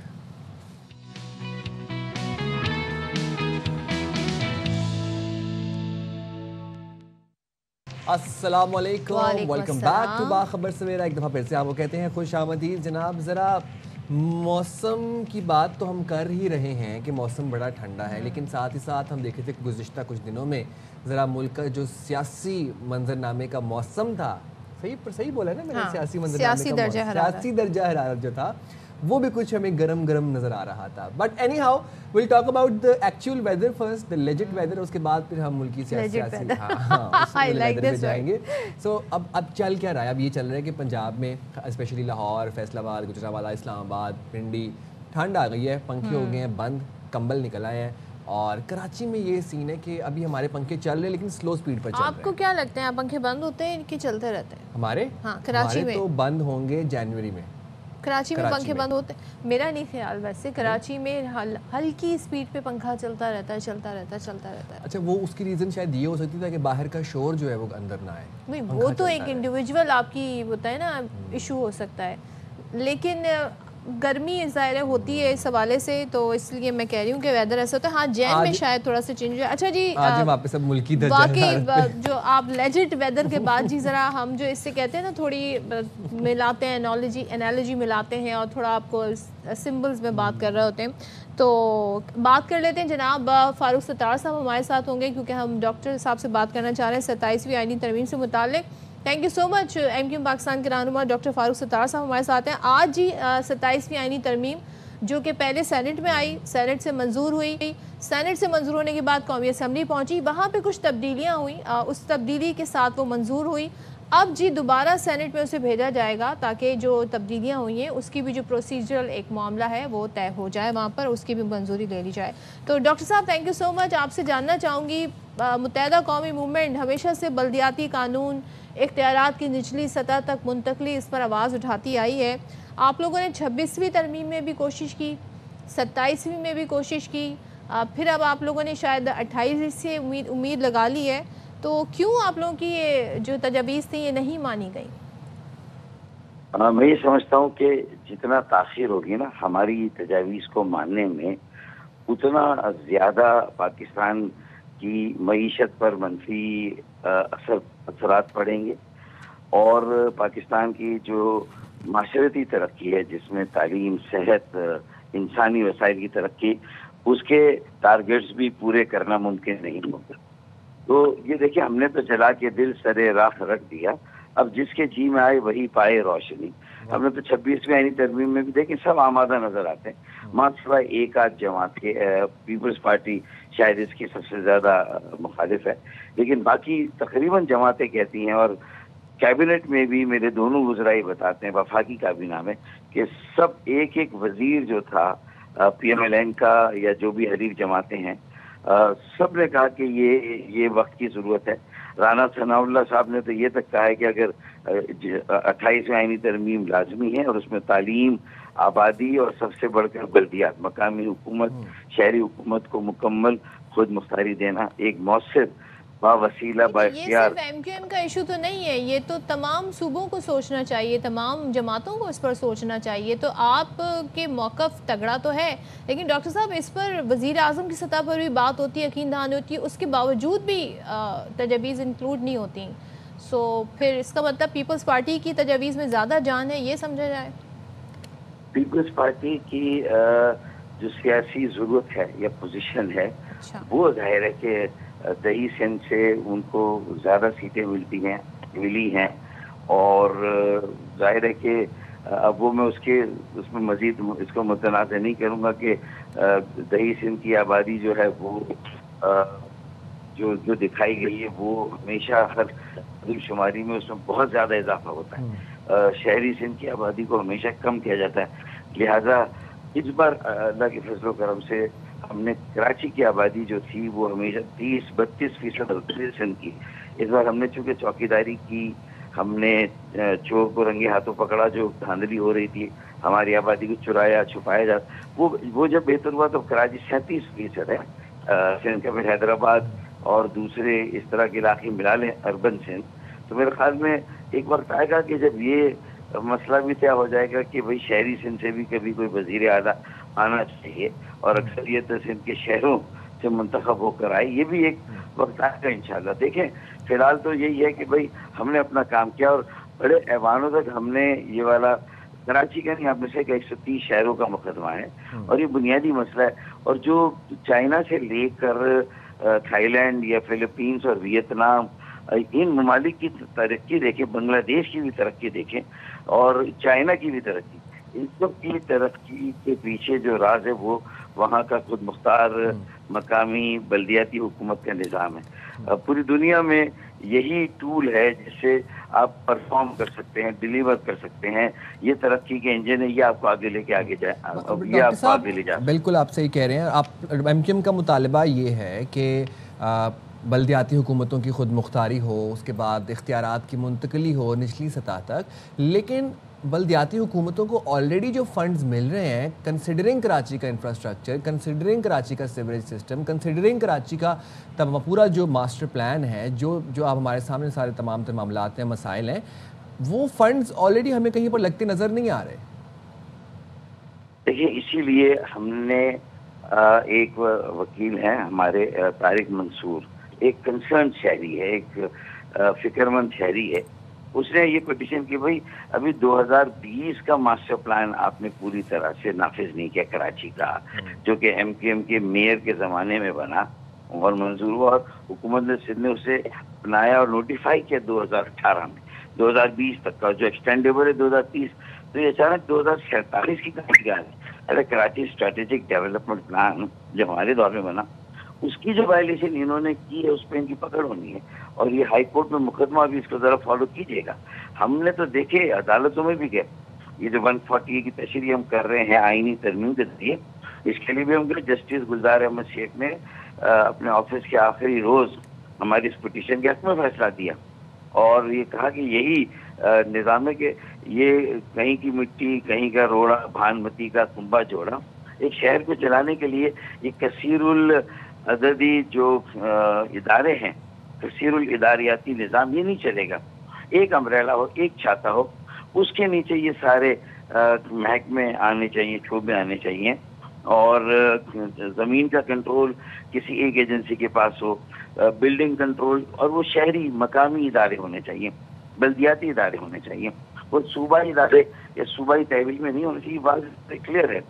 اب اس کے باوجود بھی اگر اس وقت ہاں کرتے ہوئے مانتے ہوئے بھی پی ایم ایل این جو ہے وہ انہوں نے وعدہ کیا کہ 27 تاریخ میں آپ کا بل بھی جوڑیں گے، نہیں جوڑا، تو اس کے پیچھے جو مصلحت یا مجبوری ہے وہ ظاہر ہے کہ وہ بھی جانتے ہیں، ہم بھی سمجھتے ہیں. لیکن اب یہ وقت میں سمجھتا ہوں کہ ہمارا تو یہ بل سینٹ میں بھی ہے، اسٹینڈنگ کمیٹی میں، سینٹ میں گیا، اور قومی اسمبلی ہم تو 1 سال پہلے لڑ چکے ہیں. اور یہی میں سمجھتا ہوں کہ اب صوبائی خود مختاری سے مسائل حل نہیں ہوئے، وہ مقامی خود مختاری سے ہوں گے جب آپ شہری اداروں کو، منتخب شہری اداروں کو. فاروق بھائی ویسے ایک چیز ذرا میری معلومات کے لیے بتائیے گا، کلیئر کیجیے گا، جو یہ بلدیاتی خود مختاری والے بلز تھے جو آپ نے بتایا کہ اسٹینڈنگ کمیٹی میں بھی تھے اور سینٹ میں بھی تھے، یہ آلریڈی تھے، اس کے بعد ایم کیو ایم کا مطالبہ تھا کہ ان کو 27ویں ترمیم میں ایڈ کیا جائے. دیکھیں نا، اگر یہ آلریڈی جمع ہیں تو اس میں یہ تو پرائیویٹ بل ہے نا ہمارے. اب ہم حکومت میں ہیں پھر بھی ہمارا بل پرائیویٹ ہے، تو ہماری بات بھی حکومت میں ہے تو رکھی جائے. ہم نے تو ایک ہی چیز مانگی ہے نا، جو ہم نے حکومت کو سپورٹ کیا. تو آپ بھی ڈٹ جاتے ہیں کہ ہماری تجویز جو ہے منظور کرائیں، پھر دیکھیں آپ جو مصلحت کی باتیں کر رہے ہیں تو پھر وہ آپ کو بھی مناتے، آپ کی تجویز پہ بھی غور کرتے. ذرا تھوڑا سا آپ اس پہ سٹانس تو لیتے فاروق صاحب. لیکن میرے خیال میں ہم جتنا اسٹانس ہم لے سکتے تھے ہم نے لیا، اس کو باضابطہ پبلک نہیں کیا.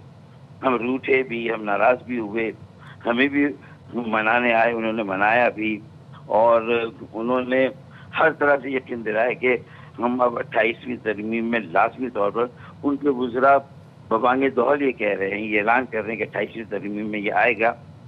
ٹھیک ہے، ہم نے اس طرح سے کیونکہ جب آپ کو باتیں منوانی ہوتی تھی تو پھر 9-0 بھی پہنچ جاتے تھے اس زمانے میں سب. تو اب تو آپ لوگ کہتے ہیں نا، آپ نے کہا اب 28ویں سے آپ نے امیدیں جوڑ لی ہیں. دیکھیں میں سمجھتا ہوں کہ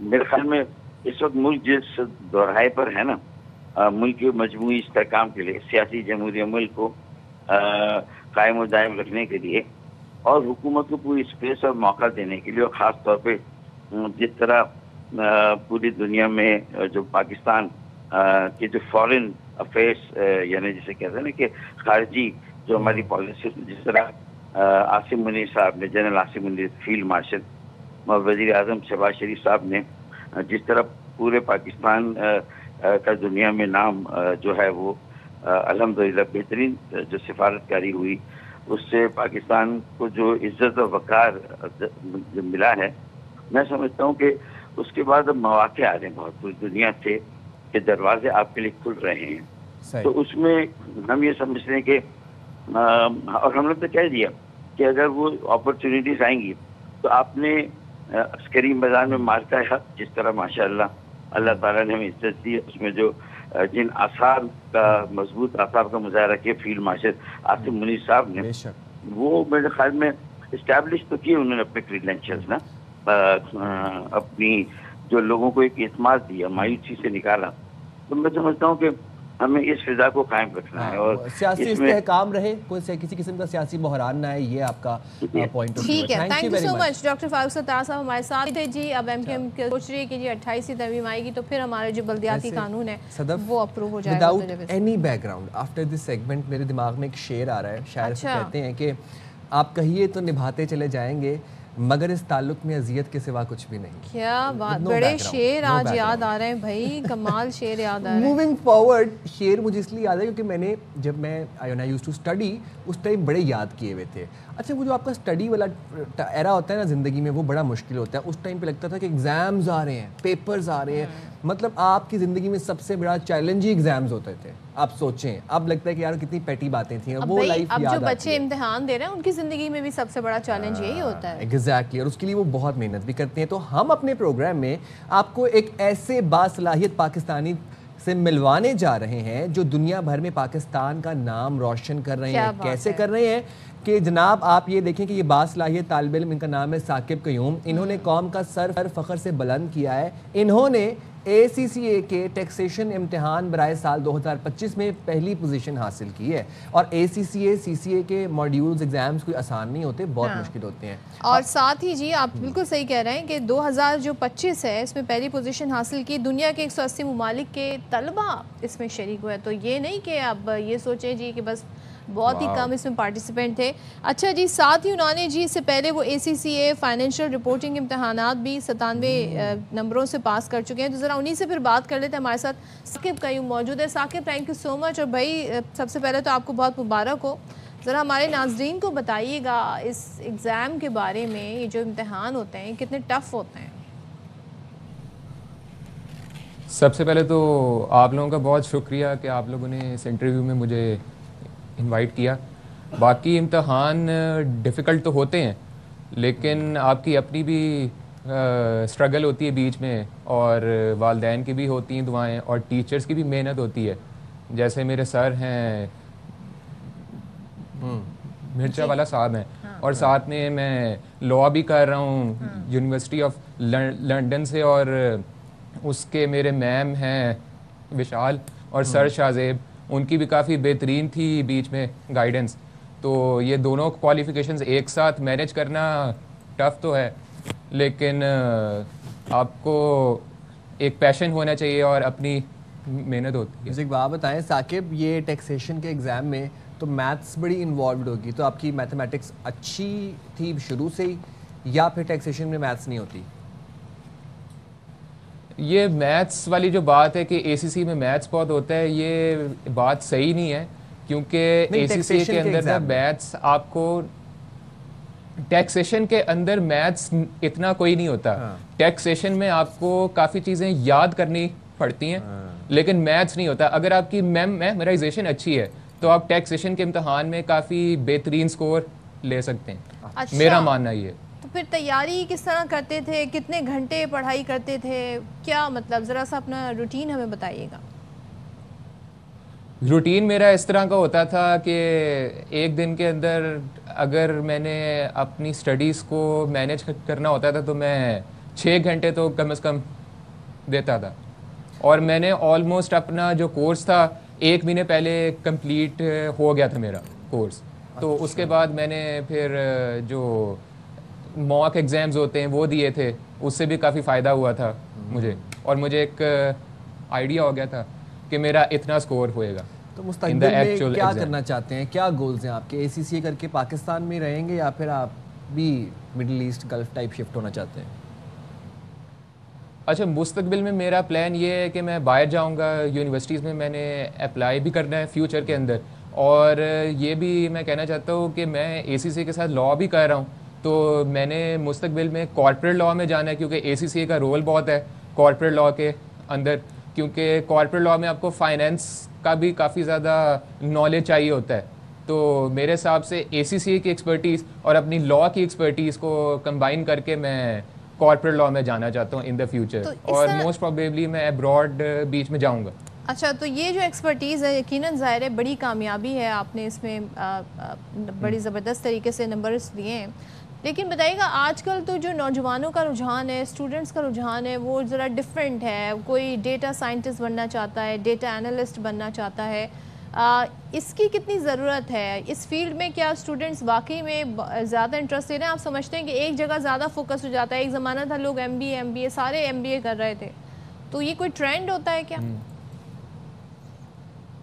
یہ ایک ہوتا تو ہے، ایک فیشن تو ہوتا ہے، لیکن ڈیٹا سائنٹسٹ کی طرف اگر آپ جانا بھی چاہتے ہیں تو اس میں آپ ایسے ہو سکتا ہے کہ آپ کوئی اسکل سیکھ لیں، کیونکہ آن لائن کافی زیادہ یہ لیکچرز بھی ہیں اس پہ، تو وہ اسکل آپ لے سکتے ہیں اور ڈیٹا سائنٹسٹ بھی آپ بن سکتے ہیں ان دا فیوچر. اور ثاقب کیونکہ یہ فیلڈ اس طرح کی ہے. ٹھیک ہے، سی اے اور اے سی سی سے لے کر بہت سے متس ہیں جو میں چاہتا ہوں کہ آج ہم ڈسکس بھی کریں. ایک تو اے سی سی سے ریلیٹڈ یہ ہے کہ جناب جن سے سی اے نہیں ہوتا وہ اے سی سی اے کر لیں. اچھا، پھر جنہوں نے پاکستان میں رہنا ہے وہ اے سی سی اے کر لیں شاید. پھر اس میں ایک میتھس بڑا آپ کی اسٹرانگ ہونی چاہیے تب آپ اے سی سی اے کر سکتے ہیں. بہت مشکل ہے یہ، سب سے بڑا ایک وہ ہے، ایک متھ ہے، ایک اسٹیریوٹائپ ہے کہ بہت لائق ہونا پڑتا ہے آپ کو اے سی سی اے کرنے کے لیے. تو میں چاہتا ہوں کہ آپ ذرا ان متھس کو بارے میں بتائیں کہ کتنی سچائی ہے ان رومرز میں. اچھا جی، سی اے اور اے سی سی اے کے اندر یہ مت تو ہے کہ یہ کافی زیادہ ٹف ہے، لیکن میں یہ سمجھتا ہوں کہ اس کے اندر آپ کو ایک پلان کے مطابق چلنا پڑتا ہے، اور اگر آپ کے پاس ایک پلان ہو اور آپ کو اس فیلڈ کا شوق ہو تو آپ انشاءاللہ کامیاب ہو سکتے ہیں اس فیلڈ کے اندر. صحیح ٹھیک ہے. Thank you very much Saqib Qayyum, آپ نے باخبر سویرا کے لیے وقت نکالا. Best of luck for future. بالکل. اور جناب بہت سارے ایسے اسٹوڈنٹس ہوں گے جو کہتے ہیں نا اس چیز سے بڑا فائدہ بھی اٹھانا چاہیں گے. مجھے بڑا شوق تھا سی اے کرنے کا. اچھا. آج ہم آپ کو ملوائیں گے لاہور پولیس کے کانسٹیبل عاصم رضا سے، جنہوں نے ملیشیا کے دارالحکومت کوالالمپور میں منعقد world fitness federation universe 2025 championship میں نہ صرف گولڈ میڈل جیتا بلکہ اپنا پرو کارڈ حاصل کر کے پاکستان کا نام بلند کیا. اچھا، عاصم رضا نے 27 ممالک کے ایتھلیٹس کے درمیان مقابلہ کرتے ہوئے ایمیچور مین کلاسک باڈی بلڈنگ کیٹیگری میں شاندار کامیابی حاصل کی، اور ان کے مد مقابل ساؤتھ افریقہ، رشیا، بھارت کے باڈی بلڈر سے جنہوں نے انہیں شکست دی ہے. How nice. تو پھر چلے انہی سے بات کر لیتے ہیں. ہمارے ساتھ موجود ہیں Asim Raza. Thank you very much Asim and congratulations to you. آپ نے پاکستان کا جو نام ہے وہ بلند کیا ہے انٹرنیشنلی. آپ نے ورلڈ فٹنس فیڈریشن یونیورس میں گولڈ میڈل جیتا. جب آپ کو وہ میڈل ملا اس لمحے آپ کی کیا کیفیت تھی، کیا جذبات تھے، کیسا فیل کر رہے تھے؟ بہت زیادہ شکر اللہ کا کرتا ہوں کہ اللہ تعالیٰ نے مجھے اتنی زیادہ عزت سے نوازا ہے کہ میں اتنے بڑے پلیٹ فارم پہ جا کے انٹرنیشنل وہاں پہ اتنے زیادہ ملک جو ان کے بہترین ایتھلیٹ حصہ لے رہے تو اللہ تعالیٰ نے مجھے عزت عطا کی. میں نے گولڈ میڈل اور پرو کارڈ جیتا. اچھا، ذرا ہمیں بتائیے گا کہ کتنے ممالک، 27 ممالک کے آئی تھنک ایتھلیٹ سے مقابلہ تھا، تو کون سے مراحل ہوتے ہیں، کون سا مشکل چیلنجنگ مرحلہ تھا؟ جو چیلنج ہے وہ یہ ہے کہ جب آپ سٹیج پہ آتے ہیں تو آپ ان کے ساتھ کھڑے ہوتے ہیں تو تب موازنہ کرتے ہیں، کیونکہ ہم پوزنگ کر رہے ہوتے ہیں تو ہمیں سیٹ ٹو سیٹ دیکھنا ہوتا ہے کہ کنڈیشن کیسی ہے، ہمارے پوز کیسے ہیں. تو جب میں نے لڑکے دیکھے تو آہستہ آہستہ کر کے جب ان کو بیٹ کرنا شروع کیا تو پھر مجھے میرا کانفیڈنس لیول بڑھ رہا تھا، جس میں کیونکہ ہم نے پوزنگ کرنی ہوتی ہے، اپنے باڈی کے جو بہترین پارٹس ان کو دکھانا ہوتا ہے. تو اس میں یہ ہے کہ آہستہ آہستہ جب میں قریب پہنچتا جا رہا تھا اور لاسٹ 5 بندوں میں جب میری فائٹ ہوئی تو پھر مجھے تھوڑا سا کانفیڈنس ملا کہ نہیں، میں ٹاپ 3 کے اندر تو آگے ہوں، اب آگے دیکھتے ہیں. تو پھر مزید پوزنگ ہوئی تو اس کے اندر مجھے گولڈ میڈل سے اللہ تعالیٰ کی ذات نے نوازا. اچھا، یہ جو ماشاء اللہ الحمدللہ آپ نے پاکستان کا نام روشن کیا ہے، یہ جو باڈی بلڈنگ چیمپئن شپس ہوتی ہیں یہ ان میں بڑے پریسائزلی ڈیسیشنز ہوتے ہیں، کیونکہ آپ کی پوزنگ بڑی میٹر کرتی ہے، اس کے بعد آپ کی باڈی کا ایک مسل بڑا میٹر کرتا ہے، آپ نے بڑی محنت بھی کی ہوتی ہے اس کے اوپر.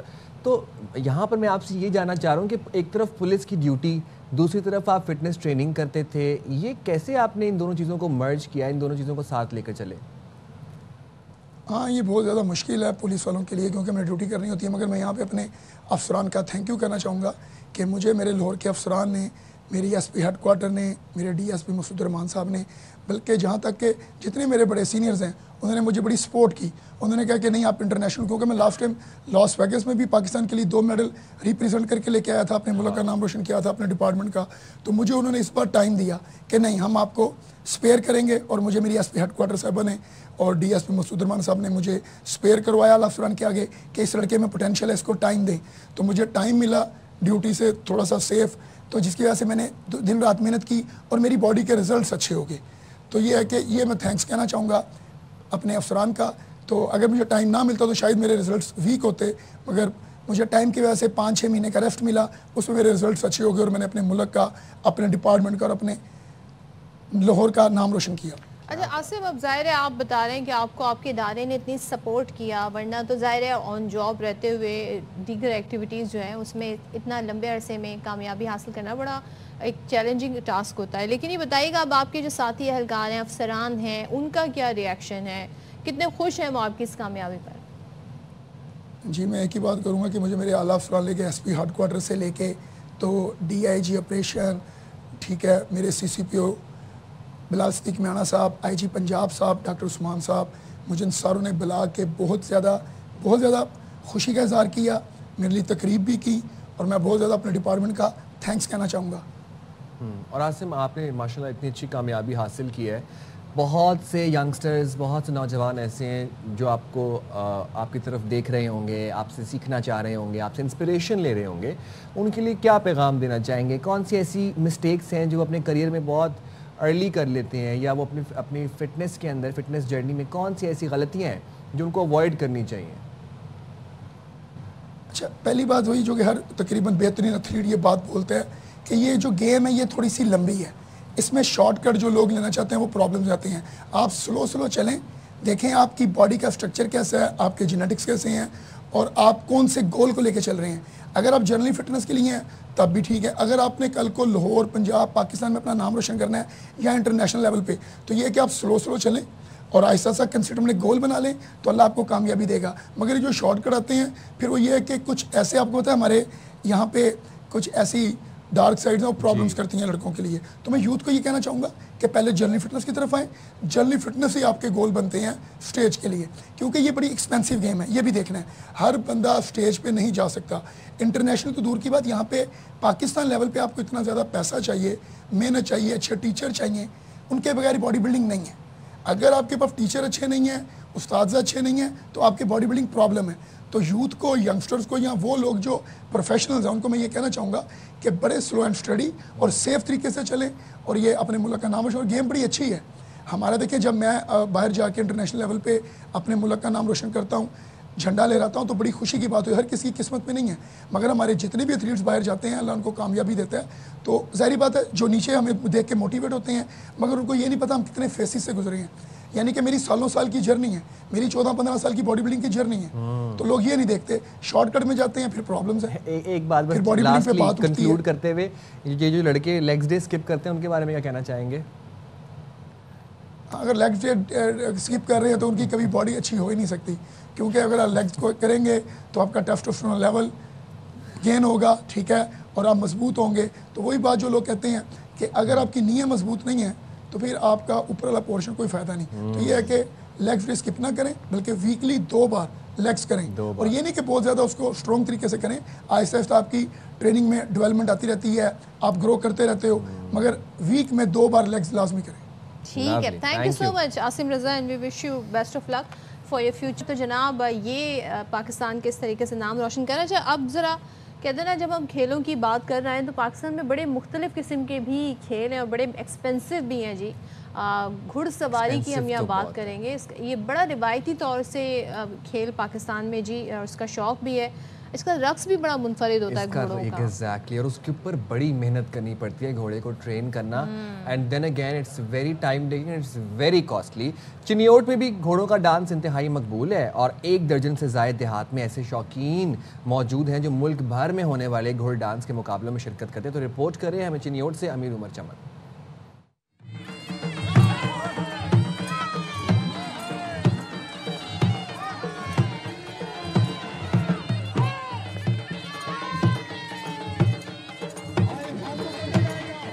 मुगल बादशाहों के दरबार में खुशी के मौके पर ढोल और शहनाई पर घोड़ों को नचाने से शुरू होने वाली रवायत आज पंजाब के देही इलाकों में खेल के तौर पर जिंदा है और दिन रात घुड़ डांस के मुकाबले कराए जाते हैं। मुगलों की ये रवायत थी कि वो जानवरों को रक्स और सरूद की महफिलों में उससे डांस करवाते थे और वो रक्स करते थे। चनियोट समेत मुल्क भर के देही इलाकों में जिम्मेदारों का शौक घुड़सवारी, निजाबादी और घोड़ा नाच है, जिसके लिए जमींदार लाखों रुपए खर्च करते हैं। डांसर या नाचे घोड़े रखने वाले मालिक को उनकी जबान में राजी कहा जाता है। ब्रीड इन्हां दी पाकिस्तान दी घोड़े जेड़े साडे पंजाब दे रावी दे या चनान दे ये घोड़े जी अच्छे तकड़े दलेर भी घोड़े ही रहंदे और इन्हां दे नजाकत खूबसूरती भी अच्छी हुंदी। घोड़े को सुधारने वाले को सवार कहा जाता है। सवार 1.5 साल के घोड़े के बच्चे को लेकर मखसूस अंदाज में तरबियत देता है और मुसलसल मेहनत करने के 3 या 4 साल बाद घोड़ा तैयार होता है। दौरान तरबियत घोड़े को सवार मुसलसल रिहर्सल करवाता रहता है। हर सवार के साथ एक ओगी पकड़ने वाला भी होता है जो दरअसल सवार का शागिर्द खास होता है। ओगी एक तरह का हंटर होता है जो घोड़े को सुधारने के लिए इस्तेमाल किया जाता है। घुड़ डांस करवाने वाले हर क्लब के साथ इनका अपना ग्रुप होता है जिसमें 2 ढोलची होते हैं जो मुख्तलिफ किस्म के ढोल बजाते हैं और उन्हीं की आवाज पर घोड़ा डांस करता है।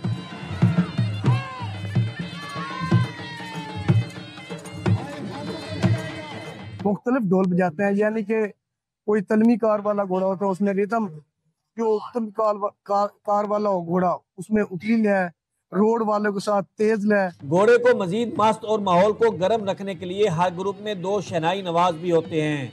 ये ग्रुप मैदान में घोड़े के साथ साथ मखसूस धुनें बजाते हुए चलते रहते हैं और उनकी ये दिलकश धुनें भी अवाम को ग्राउंड तक खींच कर लाती हैं। ऐसा घोड़े की कार होती है ना, जैसे उस कार के मुताबिक हमें बजाना पड़ता है जी। पंजाब के देही इलाकों में घुड़ डांस सालाना मुकाबलों के अलावा शादी ब्याह, उर्स और सरकारी जश्न बहारा की तकरीबात पर भी कराया जाता है। अमीर उमर चमन, एयरवाई न्यूज़, चनियोट। अच्छा, जानवरों में भी सलाहियत होती है दर्द महसूस करने की, जज्बात महसूस करने की, तो बस जानवरों को विद केयर विद लव हमें रखना चाहिए और उनको कम से कम नुकसान पहुंचाना चाहिए की कोशिश करनी चाहिए जितना हमारे इख्तियार में है। चलें जी, ब्रेक लेते हैं, ब्रेक के बाद वापस आते हैं।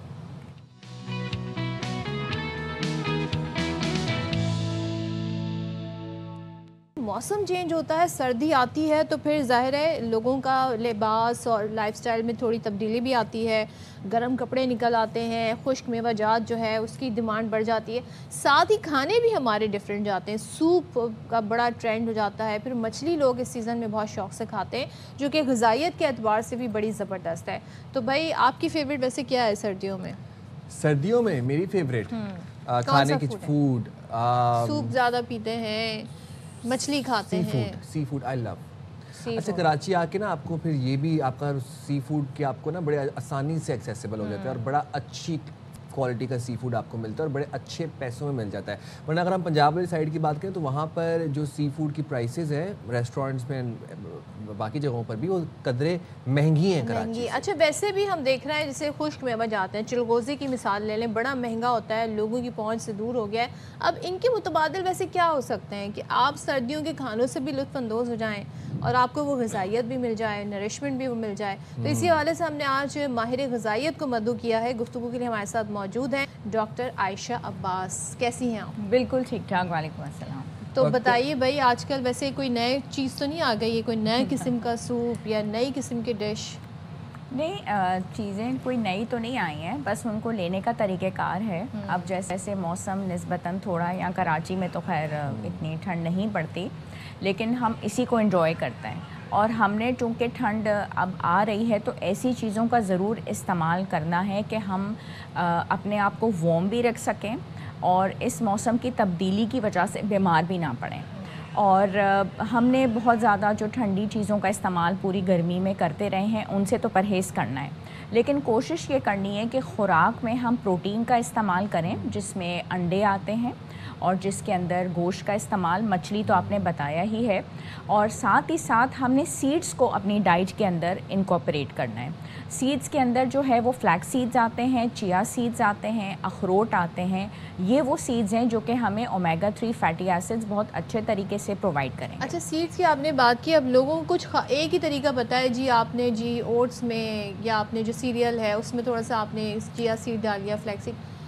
आम पब्लिक जो है वो उसको ज़्यादा उनको टेस्ट नहीं उनका डेवलप हुआ होता। وہ کس طرح استعمال کر سکتے ہیں؟ دیکھیں عام پبلک اس طرح سے استعمال کر سکتی ہے بہت اچھے طریقے سے کہ اب ہم نے تھوڑا سا ہربل ٹیز کی طرف جانا ہے. تو اس میں یہ ہے کہ جب ہم گرین ٹی لے رہے ہیں اس کے اندر بھی ہم نے آدھا چمچ فلیکس سیڈز چیا سیڈز ڈال دیا. ایک یہ طریقہ کار ہے.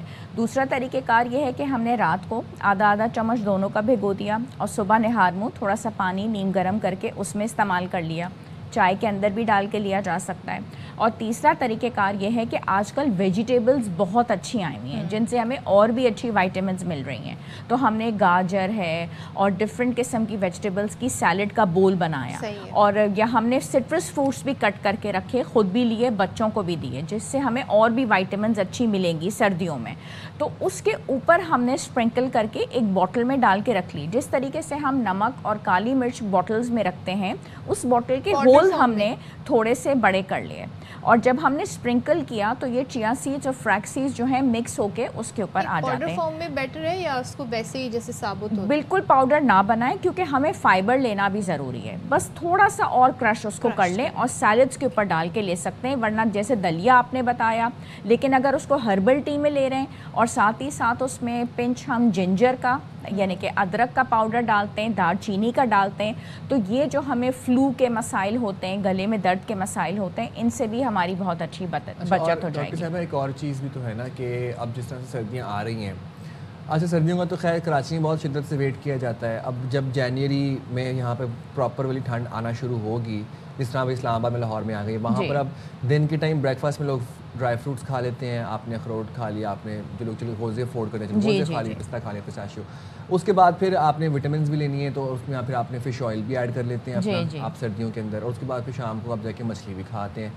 تو اتنا زیادہ یہ جو غذائیں ہیں, مچھلی بھی آپ کھا رہے ہیں, ڈرائی فروٹس بھی کھا رہے ہیں, فش آئل کیپسولس بھی لے رہے ہیں, از اٹ فائن؟ نہیں, اتنا زیادہ نہیں آپ کو لینا, اور ایک ہی دن میں اس کی کنزمپشن کی ضرورت نہیں ہے. اگر آپ فش ایک دن میں کنزیوم کر رہے ہیں, جس سے کہ آپ کو پتہ ہے کہ آپ نے آج رات کو یا دن میں فش کی کنزمپشن کرنی ہے, تو پھر اسی دن آپ کو دن میں دوسرا گوشت لینے کی یا استعمال کرنے کی یا بہت زیادہ انڈے استعمال کرنے کی ضرورت نہیں ہے. ہاں, 1 protein a day is enough because otherwise that is going to increase your cholesterol levels also. ٹھیک ہے, lot of protein اس کو پھر مینیج کرنا آپ کی کڈنیز کے لیے بھی اچھا نہیں ہے. تو پھر اس وقت یہ کہ دن میں آپ دال کا یا سبزی کا استعمال کر لیں. چیزوں کو آپ نے بیلنس لے کے ہی چلنا ہے. اس میں کمپلیکس کاربوہائیڈریٹس بھی ہوں, اس میں دلیے کا استعمال بھی ہو, انڈے کا استعمال, پھل اور سبزی. بٹ اف یو نو کہ آپ نے آج مچھلی کا استعمال کرنا ہے, فیملی کے ساتھ آپ اس کو انجوائے کر رہے ہیں, تو پھر اس دن آپ بہت زیادہ پروٹین کا استعمال, لال گوشت کا استعمال اسپیشلی پھر مچھلی کے ساتھ نہ کریں. اور یہ بھی بتا دیں کہ مچھلی کے بعد اگر دودھ پیا جا سکتا ہے, وہ لڑتے کون سی مچھلی کو دودھ لڑ جاتا ہے یہ بتائیں. اچھا دیکھیں, یہ ایک متھ ہے کہ مچھلی کے بعد دودھ پینے سے کچھ ہو جاتا ہے, اور یہ والے جو منتھس ہیں اسپیشلی جو کہ آر جس میں آتا ہے, یہ تو ہیں ہی مچھلی کھانے کے مہینے. برس جس بیماری سے اس کو ہم کنیکٹ کرتے ہیں وہ ان especially that is an autoimmune disease, اس کا اس کے ساتھ کنیکشن نہیں ہوتا ہے. ہاں, یہ ضرور ہوتا ہے کہ بریڈنگ سیزن کے اندر مچھلی کو کھانے سے ہم لوگ منع کرتے ہیں کیونکہ وہ منتھس نہیں ہوتے مچھلی کو استعمال کرنے کے. یہ آر والے منتھس ہیں ہی مچھلی کے کھانے کے. کیوں ایسا کیوں ہے؟ سپٹمبر, اکتوبر, نومبر, دسمبر, وائی؟ کیونکہ وہ والے منتھس جو ہوتے ہیں جس میں مچھلی نہیں کھائی جاتی وہ مچھلی کا بریڈنگ سیزن ہوتا ہے. یہ والے موسم جو ہوتے ہیں اس میں مچھلی تیار ہوتی ہے, اور یہ قدرت آپ کے لیے کہ نام دیتی ہے کہ آپ اس کو کھائیں. اور اومیگا 3 فیٹی ایسڈز جو ہیں وہ آپ کی برین کے لیے, آپ کے ہارٹ کے لیے جتنا ضروری ہے آپ اس کی کنزمپشن کریں. مگر اس میں جو امپورٹنٹ چیز ہے وہ یہ کہ ہمیں فش کی جتنی نیوٹریشنل ویلیو ملتی ہے, ہم اگر اس کو اسٹیم کر کے یا بیک کر کے یا اسپیرچٹ پیپر میں ڈال کے اور اس کو کور کر کے سبزیوں کے ساتھ اسٹیم کر کے لیں, بہت اچھا ہے. ہمارا جو طریقہ ہے ہم اس کو بیسن کے اندر ڈپ کر کے ڈیپ فرائی کر کے, اس کا جو ہمارا پاکستانی میتھڈ ہے اس سے مزہ تو بہت ملتا ہے لیکن اس کی نیوٹریشنل ویلیو میں فرق پڑ جاتا ہے. ہاں, ان موسموں میں مچھلی کو استعمال کرنا اور اس کے بعد دودھ بھی پی لیں, اس سے فرق نہیں پڑتا. وہ ایک آٹو امیون ڈیزیز ہے, it has no connection with fish. ذرا بچوں کی طرف آ جاتے ہیں. بچوں جو ہے نہ انہیں انڈا, سم ٹائمز کچھ بچے نہیں پسند ہے اور نہ ہی وہ مچھلی کھا رہے ہیں, تو یہ والی غذائیت جو ہے پھر انہیں کیسے ملے؟ بچوں کا ہاں ڈیفیکلٹ مسئلہ ہو جاتا ہے، وہ نہیں پسند کرتے کھانا اور نہیں کچھ لوگ افورڈ بھی نہیں کر پاتے، تو پھر ہم نے بچوں کا جو سلسلہ ہے اس کو تھوڑا ٹرکی لے کے چلنا ہے. پھر بچوں کی جو غذائیت ہے اس کو دور کرنے کے لیے ہم نے ان کو پنیر دینا ہے، ہم ان کو لسی کا استعمال بھی کروا سکتے ہیں، دودھ کے اوپر کمپرومائز نہیں کرنا، اسکرمبلڈ ایگز ان کو دیں گے ہم ان کو سبزیوں کے ساتھ. آج کل بہت اچھی ویجیٹیبلز ہیں، سٹرس بھی آنے والا ہے، یہ تمام تر چیزیں دیں گے. اور دوسری بات یہ ہے کہ والنٹس میں پورا برین بنا ہوا ہوتا ہے، تو ہم یہ بات ذہن میں رکھ لیں کہ اومیگا 3 فیٹی ایسڈز کی جو طاقت ہے، توانائی ہے، وہ بینز کے اندر، لینٹلز کے اندر، کڈنی بینز کے اندر موجود ہے. ہم نے بچوں کو کچھ سیلڈز بنا کے، کچھ ان کو سنیکس کے اندر ہی صحیح، ہم نے کچھ مزیدار چیزوں کے ساتھ ان کو نٹس پرووائڈ کرنا ہے. زبردست. Thank you so much. Doctor Ayesha ہمارے ساتھ تھیں اور زبردست انہوں نے ہمیں آج پروگرام کے حوالے سے اور جو غذائیت کیسے ہو یہ ملی ہے. چیلنج اسی کے ساتھ پروگرام کا وقت بھی ختم ہوتا ہے. آپ سے ملاقات رہے گی. اپنا خیال رکھیے گا. اللہ حافظ. پاکستان زندہ باد.